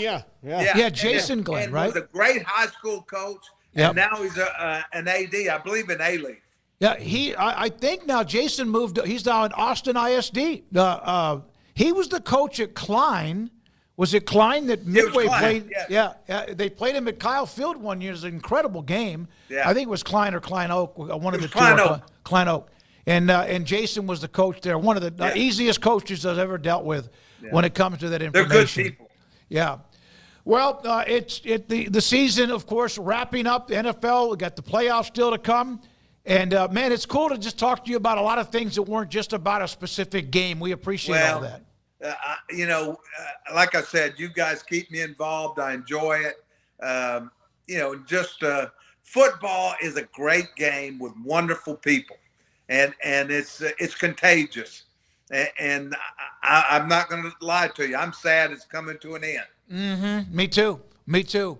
Hey, man, we love you, buddy. Appreciate your time, guys. Coach. Thank you. Talk to you later. Phil Bennett, 47 years coached college football. How about the story about Aaron Glenn contacting him to learn a little bit more, not a little bit more, but a lot more about the front and what they – and here he is now on the verge of being a head coach in the NFL. Yeah. Who of those two coordinators, because Washington's offense shredded Aaron Glenn defense, and then Ben Johnson, I thought, got a little bit too cute too many times, but that's kind of who they've been throughout the year. Quarterback and four interceptions. Four interceptions. He threw three, and then, of course, Jamison Williams threw one, and then you had I think there was a fumble on the sack of Goff, so Goff did turn it over. You're right. That was an unbelievable. 5-0. You're not going to win. I don't care who you are, if you're at home or you've been dynamic or not. Yeah, Jared Goff he shouldn't have given Sam Darnold dap after that game last week. He caught whatever Sam Darnold had the week before. But, to me, like, one game doesn't make a coach or a coordinator. What Dan Campbell and those coordinators have built in Detroit, given that was the joke of the franchise in the NFL, and – golly, that what they're doing. I'm excited to see where he goes. I'm kind of hoping he gets an interview with the Cowboys, but right now it looks like the Jets or the Saints will probably get him before the Cowboys do that. But he was a Cowboy. He was there. Maybe A&M guy. A&M guy. One of my Dan Campbell, an A&M guy from Valley Mills or whatever he was from. We didn't even bring up. So, like, Aaron Glenn was the older one. The younger guy who came in and kind of took his place but played with him was Ray Mickens. RC, that defense had some short corners, but they were nasty dudes, man. They made it happen. Aaron Glenn had a pick against Texas in a game. I think it was the difference in the game. One time, a pick six against Texas. And then they both came after Kevin Pup Smith. So they had a nice little run of cornerbacks. Smith was a part of that great run in the 90s of the Cowboys. We'll see what Ben Johnson does. If Caleb Williams doesn't work out with him, then Caleb Williams is going to be one of the biggest busts of all time. That's what I'm waiting to see. Like, are you the real deal or not? Yeah. We're going to find out with Ben Johnson. Because if Ben Johnson doesn't work, to some level, Caleb Williams is not working. Yeah. So that's what's most interesting to me, actually, about that whole hire is the Caleb Williams factor. And it appears as though this would probably be the best place to go ahead and, mention the latest on the Cowboys and a particular coach that we've talked quite a bit about in Deion Sanders and the reports that he's not even set up for an interview. So as much as we talked about this at the end of the week and all the rumor mill stuff and everything that was out there, and it's still out there, like there's still people pushing the idea or in favor of the idea or whatever, but as of now, he's not even scheduled for an interview. So what is y'all's reaction to that? Not surprised. It was it worked out for, you know what the Does he have to have a publicly scheduled interview for him to be hired as head coach? I think in the NFL, because of the Rooney Rule, that would have to be something that is, because they announce, every team has announced every interview that they've had with everybody. Right, but that's why I was just making sure that that you would have to publicly say, because I mean, who's to say oh no, I'm not interviewing, and then behind the scenes you're like, Here's what I will say: if Deion Sanders does interview for that job, it probably means he's getting it, and like that. But if he doesn't, then this was all just he's pulling the Art Briles of assure me I'm getting the job and I'll do the interview. The big thing though that I've heard about Deion Sanders today is he's going to hire Marshall Faulk as his running backs coach. Yeah, I saw that. So yeah, I mean that stuff's going on, and not that would stop until he gets the Cowboys job if he's even truly interested in it. But I do think a lot of it is both their camp saying, of course, yes, this would be great, but when it comes down to the X's and O's of it, it's not gonna happen, and that's why you get Brian Schottenheimer thrown out there today. Did Leslie Frazier interview with the Cowboys today? Completed interview. And today. why do you think? And with all due respect, this is just again watching the NFL Network over the weekend more than I have in probably 5 years. Leslie Frazier gets an interview along with Robert Saleh, right? Because of the Rooney Rule, and because of their credentials, but they have to check off the boxes of 2 minority candidates. Well, and look, Smoak, I don't totally disagree with you there in that until Jerry Jones hires a coach that's not a white guy, I mean, what else is he interviewing these guys for? So, I mean, Deion Sanders, Robert Saleh, and, Leslie Frazier, until he actually does it and hires one of them and doesn't just hire the next guy that he wants, then people are going to have those questions. Mm-hmm. So I think it's fair to speculate, but to wonder on that a little bit. But I'm not saying that Jerry's a racist, but I'm saying that he's never been someone who likes to hire more than the people that he's already set his mind to. Yeah. With Mike McCarthy, he interviewed Mike McCarthy and Marvin Lewis, and those are both guys that he liked. Marvin Lewis he checked the Rooney Rule box, but he had decided, I'm only going to interview Marvin Lewis and Mike McCarthy, and whichever guy I like better, that's the one I'm going to hire.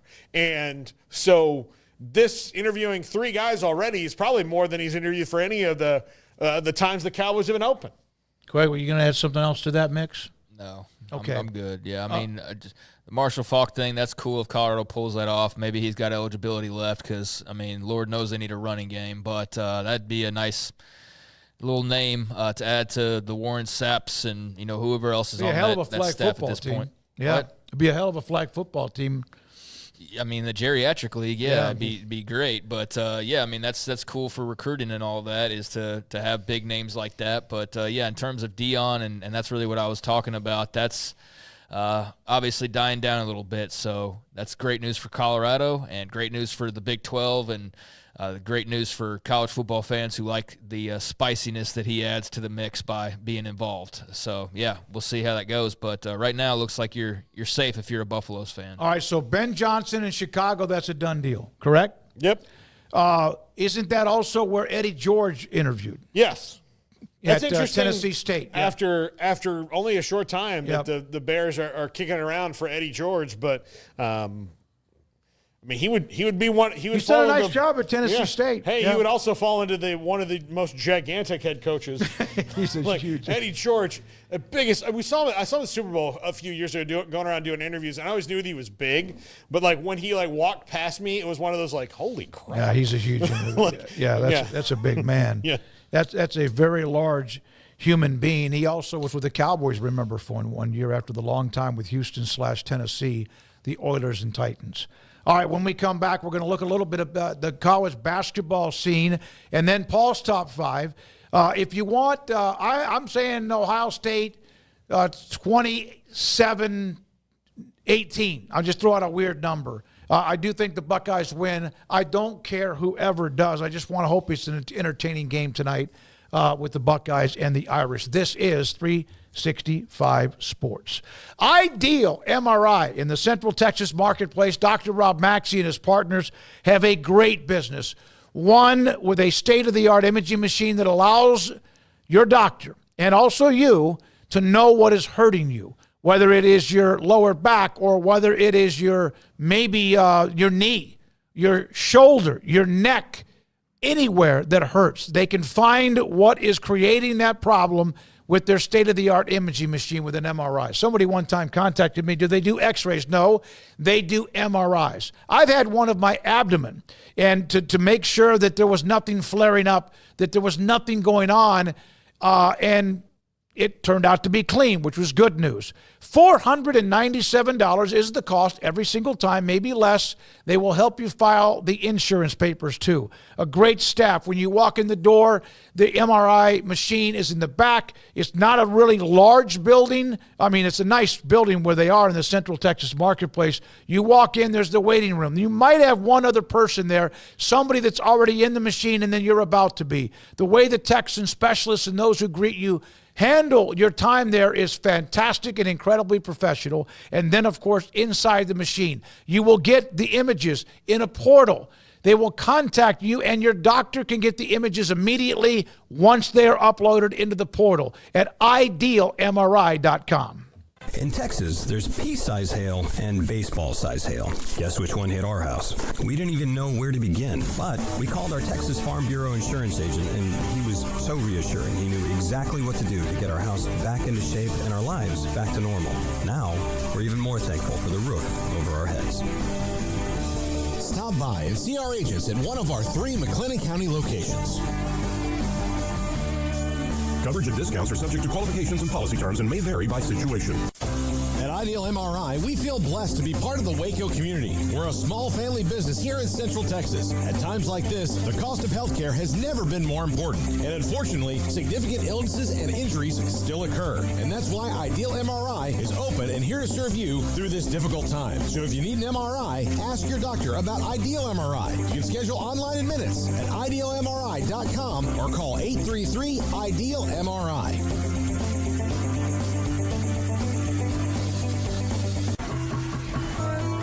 When you work with a bank, you should expect the best of everything. That includes face-to-face personal service and the kind of community banking care that only comes from one neighbor to another. That's exactly what you'll get from the First National Bank of Central Texas, where you will know your banker works just as hard as you do. Once again, that's the First National Bank of Central Texas. Settle for nothing less than the first. Member FDIC.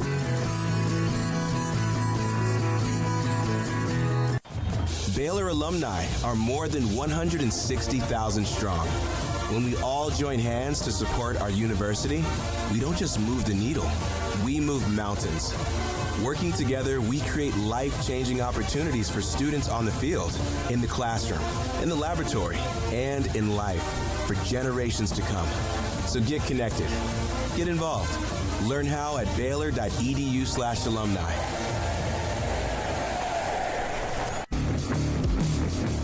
This is 365 Sports, powered by Sikkim365.com. This segment is brought to you by Bud Light. Enjoy the smooth, crisp taste of Bud Light beer. Easy to drink, easy to enjoy.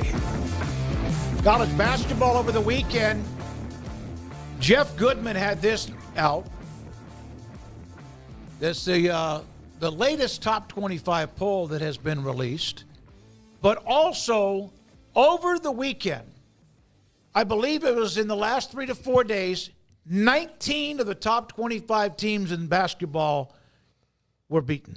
Yeah, there's parity. Iowa State lost to West Virginia, who's 4-2 in the top 25. Yeah, I mean, they have it going well, and that's why the tournament's so good, because there's not the five guys you know are going to win it all. Well, the leagues are deep. They're really, really deep right now. So, the SEC is having a special moment. The ACC, is better this year than it was last year, and they had a couple teams in the Final Four last year, for God's sakes. The Big 12 is still a really good league, and it might be, watching it lately, it might be too damn tough for its own good, in that they are so evenly matched and beat up on each other. But Yeah, there's going to be a lot. Like just the fact that, listen, dude, 1, 2, like there's, most of the SEC's in the top 25. So half those teams are going to play each other and lose every week. So there's going to be a lot of top 25 losses when you talk about the SEC and how dominant they've been. Georgia's way better than they've been in years this year. They're having a moment. Florida is number 5 in the country. It's really going to crush Texas. Yeah, it's really going to suck for them when their coach gets fired at the end of this year for off-the-court problems and a Title IX investigation. So, yeah, there's a lot going on in the SEC. Auburn's still number 1, and the best player in the country, Johnny Broom's hurt. Yeah, They had a couple of close games, including their last game out, one I think by 2. It is fun to watch. I watched 2 or 3 of the games over the weekend pretty thoroughly, and then of course I also watched Baylor. And I got to tell you, Scott Drew's a Hall of Fame coach, national championship coach. They had a great run. This team they have right now looks unhealthy, just in a lot of ways. One, they have some issues with injuries, yes. They just never know if Langston Love's going to be able to play. It kind of reminds me of the time when they never knew if L.J. Cryer was going to play. When is the last time he played? It's got to – I don't know the exact byline or whereabouts. I'm going to say sometime in mid to late December. Yeah, it's been a long time. There may be a game when he came in and played for a little bit, but the storyline's like been going on being held hostage by this. But it's gone on for like a year, though, right? No, he's had some bad luck stuff too. The poked in the eye, retina damage. I feel like anytime you're hinging that much on a guy who's that unavailable, like you're asking for trouble, basically. Mm-hmm. I mean, that's just one of my first thoughts. Well, you built the roster for him to be one of your guys, and he's not available. It's the Cam Rising problem, right? Yeah. It's like that. Like, okay, you've built a lot of the roster based on this injured guy. And Langston Love, I mean, he wasn't here for a month before he tore his ACL, before his first year. So it's just been just this, string of bad things that have happened to him. And the fact that the team is not built enough to withstand his absence, given all the effort they've put into it, and the fact that the guards, they don't, the best one's Rob Wright. Rob Wright's freshman. The best. Freshman Rob Wright's the best one they have. No offense to any of the other ones. Nunn and Roach, right? Yeah, but he's better than Nunn and Roach.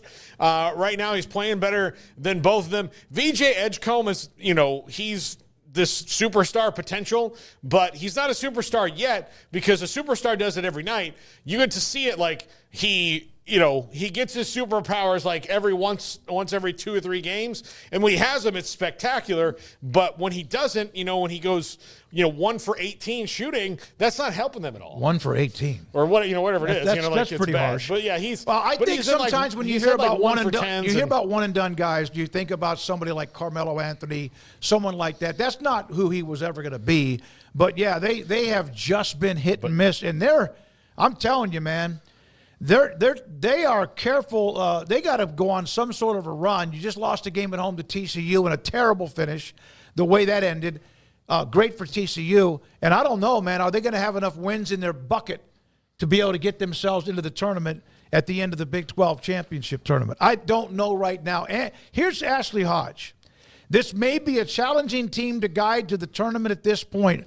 Roach also, the young man from Duke who we had on the show, who transferred, might be, there are thoughts that he's had 2 concussions or more, and his availability, talk about this, they are very worried about whether he might play again the rest of the year. Well, yeah, and basketball, concussions, you don't have a helmet either. So I would assume that, grades of concussions, but yeah, it takes a while to come back from. The Wenzel kid yesterday for TCU was fantastic. And then you leave him alone because of a bad switch on defense in the last part of the game. When you're lucky as hell that you were tied in the first place because you were down by 6, you hit 3 free throws, and then you also then get a 3 from, I think, Nunn, and then you can't close out. I don't know who they are. They've lost to really good teams, but TCU has been a little bit damaged as far as injuries. Baylor, the next few games, they play Kansas State. That's a team that's a mess. At Utah, road game, no matter what. They beat them earlier. At BYU, 20-some thousand. Nice win for Utah over BYU.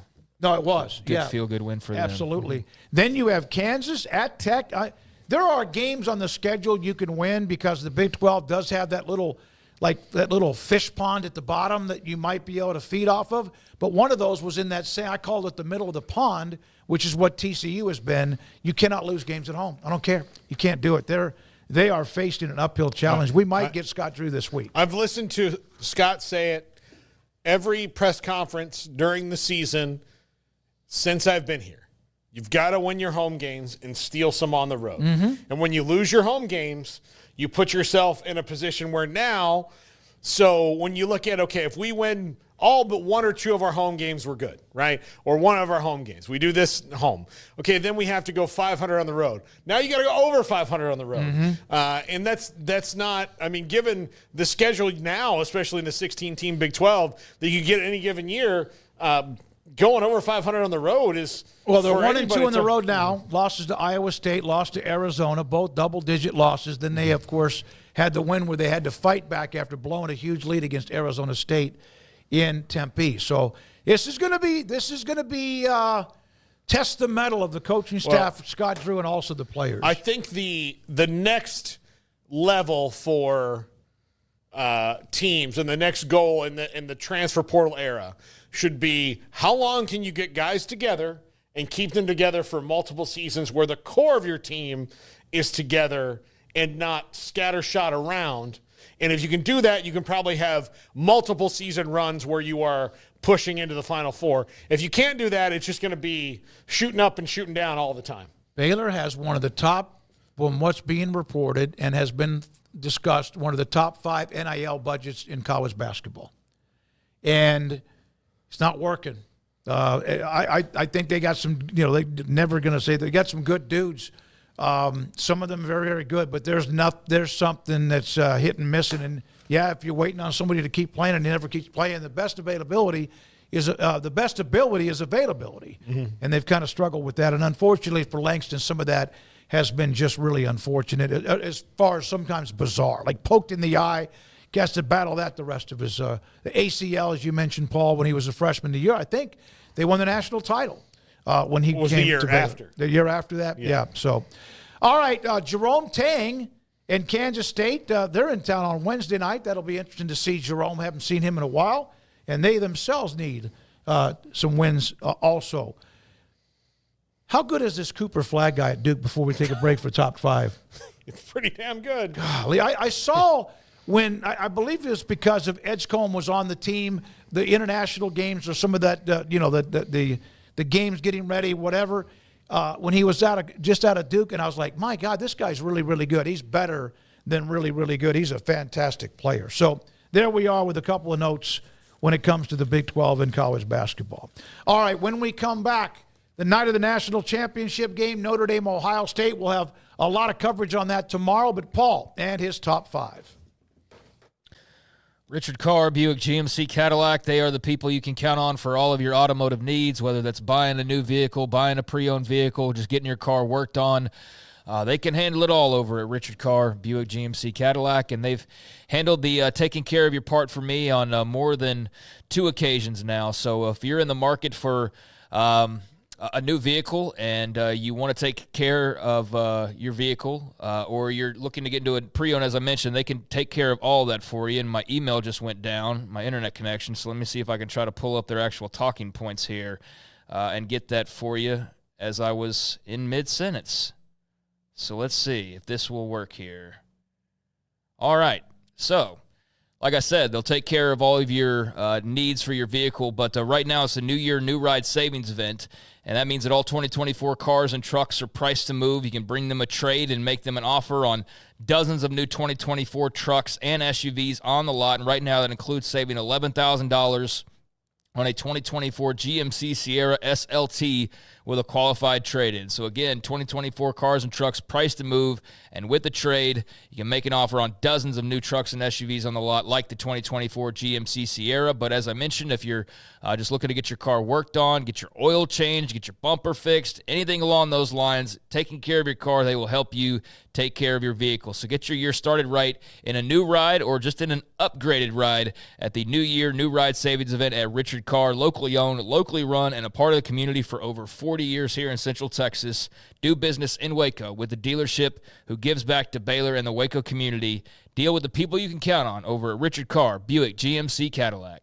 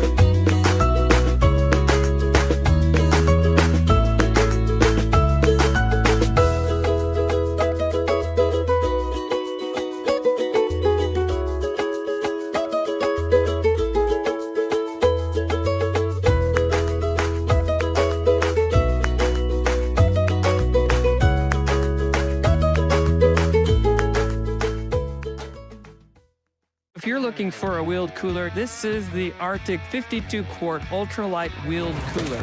I hauled it on a deck, I hauled it downstairs, upstairs, grass, gravel, sandy road, mud puddles, the whole bit. And I gotta say, it is pretty darn tough. I really do like the wheels and the tow handle. It's easy to hold on to, even when full. It made it 6 full days with ice present, still keeping cool enough temperatures to keep drinks cold.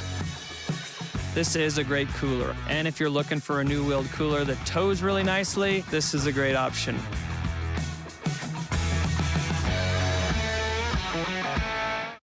If your business is like most, you need things done quickly.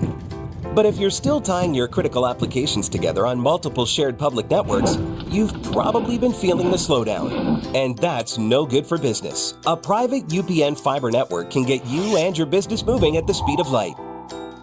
Whatever you need, we can build it. Internet, Metro Ethernet, Waves, dark fiber. We deliver custom private networks and are focused on business customers only. Our next generation 100% fiber optic infrastructure offers you low latency and ultra scalable bandwidth with speeds up to 100 gigabit to run your critical applications. Your connection won't be limiting your performance anymore. It's diverse and scalable, so it can grow and change as your business grows and changes. And with a secure carrier-grade private network, you'll have all the reliability you need. Contact UPN today to learn more. Fast just got faster. There are hundreds of things that can affect our sleep, but what's affecting yours? Sleep Doctor's Home Sleep Test brings the precision of a sleep lab into the comfort of home to help you get answers and unlock a lifetime of great sleep. Start now at sleepdoctor.com/TV.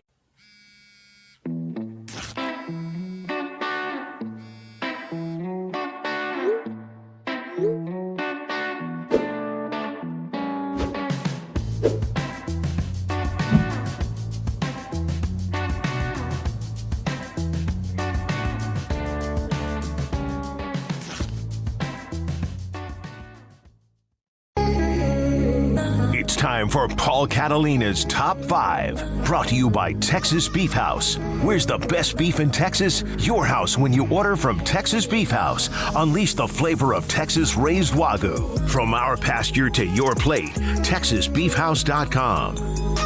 Welcome into Paul Catalina's Top 5, brought to you by Texas Beef House.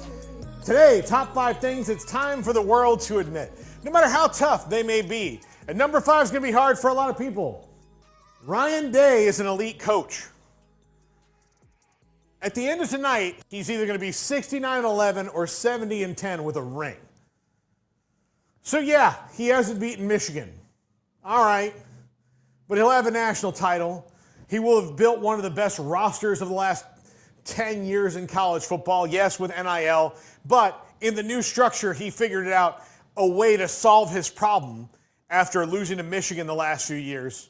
So maybe that's what elite coaches do. Do we like him? Do we have to like him? No. But we do have to admit his talents. And the fact remains, he's an elite coach. He is 69-10 going into tonight, and he'll either be 69-11, still a record that anybody else would kill for, or 70-10 with a ring, and that's a record that everybody would kill twice for. So let's admit he's an elite coach, and let's move on with our lives and just complain about his personality, which is, Number 4, Notre Dame is probably about to explode. Look, right now, tonight, they're America's sweethearts. We love the little plucky private school Notre Dame, who's, after 30-plus years of not being, really in the national title picture and always being on the fringe, they were hated for so long. But now, we hate Ohio State way more, right? Because Notre Dame, they're just a plucky upstart. They've got cool and Marcus Freeman, who everybody likes. But guess what? They get $20 million all to themselves. They don't have to share with a conference. And guess where that money's going to go? Back into football. So now, NIL challenges that they had to overcome, at least for this year, are to share revenue with. Nobody else but the players. They don't. It's going to be fine. They can all across the board. Notre Dame is set up for the new era way better than I think anyone really wants to talk about because of that. And that's why you hear coaches saying, well, I think everybody should be in a conference, so they have to share money. It's not that they think that Notre Dame is not fair, they don't have to play in a conference title game. They're giving up the bye for that. You know why Notre Dame's giving up the bye? Money. They get so much more money with anybody. It's a great deal. So they're about to blow up. This is not the last we've seen of Notre Dame. Number 3, this is kind of nuts to me. Will Howard made Ohio State a title team. Kyle McCord went and set a record at Syracuse, and good for him. Good for him for proving that he's got something that Ohio State didn't see in him. Really big Kyle McCord fan. Hope he does well at the next level. Hope he's a diamond in the rough because he proved a lot of things to a lot of people this year at Syracuse. But what put Ohio State over the top? Of all things in the world, it was Will Howard, who Kansas State was like, well, we got to go with this young stud we have. Avery Johnson's an athlete upon an athlete upon an athlete. We can't keep him waiting in the wings. This is the transfer portal era. We could lose him. Will, I'm sorry. We appreciate everything you did, but you got to go. And now he's playing for a national title, and he's what took this Ohio State team from right here to right here. Will Howard. Nothing else would have been different. Will Howard. Think about what Michigan's season, who beat Ohio State, by the way, would have been like had they been smart enough to go get Will Howard. Now, look, I'm not saying that he's Joe Montana or Tom Brady or whatever, but he's the difference in where they were a year ago and where they are now.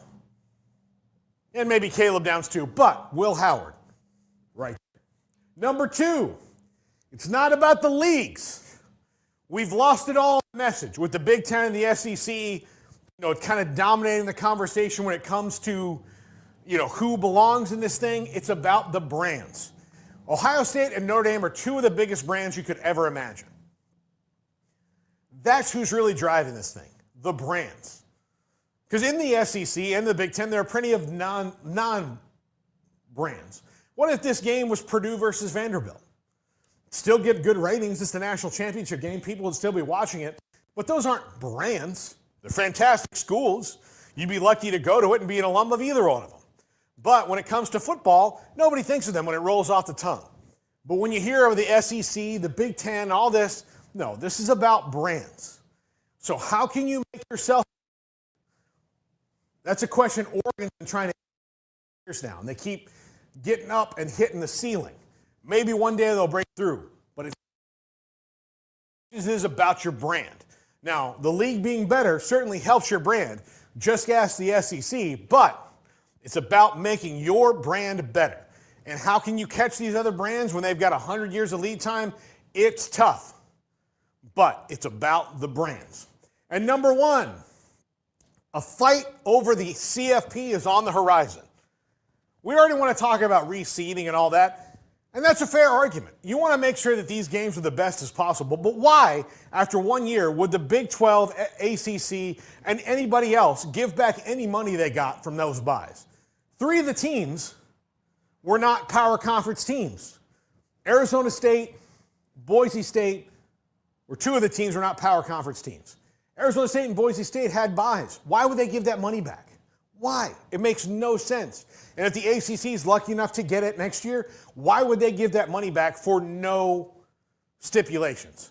A fight is on the horizon in 2026, and it'll probably be mostly behind closed doors because the leaders of college football conferences have seen these things don't play out well in public. But a fight's on the horizon about what this thing is going to be ultimately, and it's going to be kind of the 2 big leagues versus the other leagues, and we'll see where they come in the middle. But the real victim is probably going to be the Boise States of the world who are in the new Pac-12. That's who the real victim is going to be because the Big 12 and ACC will likely leave them behind to benefit themselves. So if somebody's going to get sacrificed, it's the group of 5 teams. That's going to do it for this edition of the Top 5. Enjoy the game tonight, everybody. See you tomorrow. All right, we will have full throttle coverage and from a couple of analysts and, of course, our own eyes and ears and what you see tonight, Ohio State, Notre Dame in the national championship game that kicks off here in a little bit in Georgia, in Atlanta, Georgia. Garrett Ross, thank you, sir, very much. Also, Andrew was here today in the studio. Emery is out of town, but was working on throughout the afternoon our 365 Sports Tonight show at 10:30 tonight on the CW. By then, we'll know who wins the national title, Notre Dame for the first time since '88 or Ohio State since 2014. For Craig Smoak? Yeah, so we're going to pick. I'm going to pick Ohio State. I picked tonight, Ohio State earlier. Paul? You know what? To go against the grain, Notre Dame 19, Ohio State 17. Garrett? Yay, Catholicism. Give me Ohio State 24-20. Andrew, Ohio State or Notre Dame? Notre Dame for Andrews to 3-2. I'm David Smoak. Thank you for your time. Have a great night. We'll see you tomorrow at 3.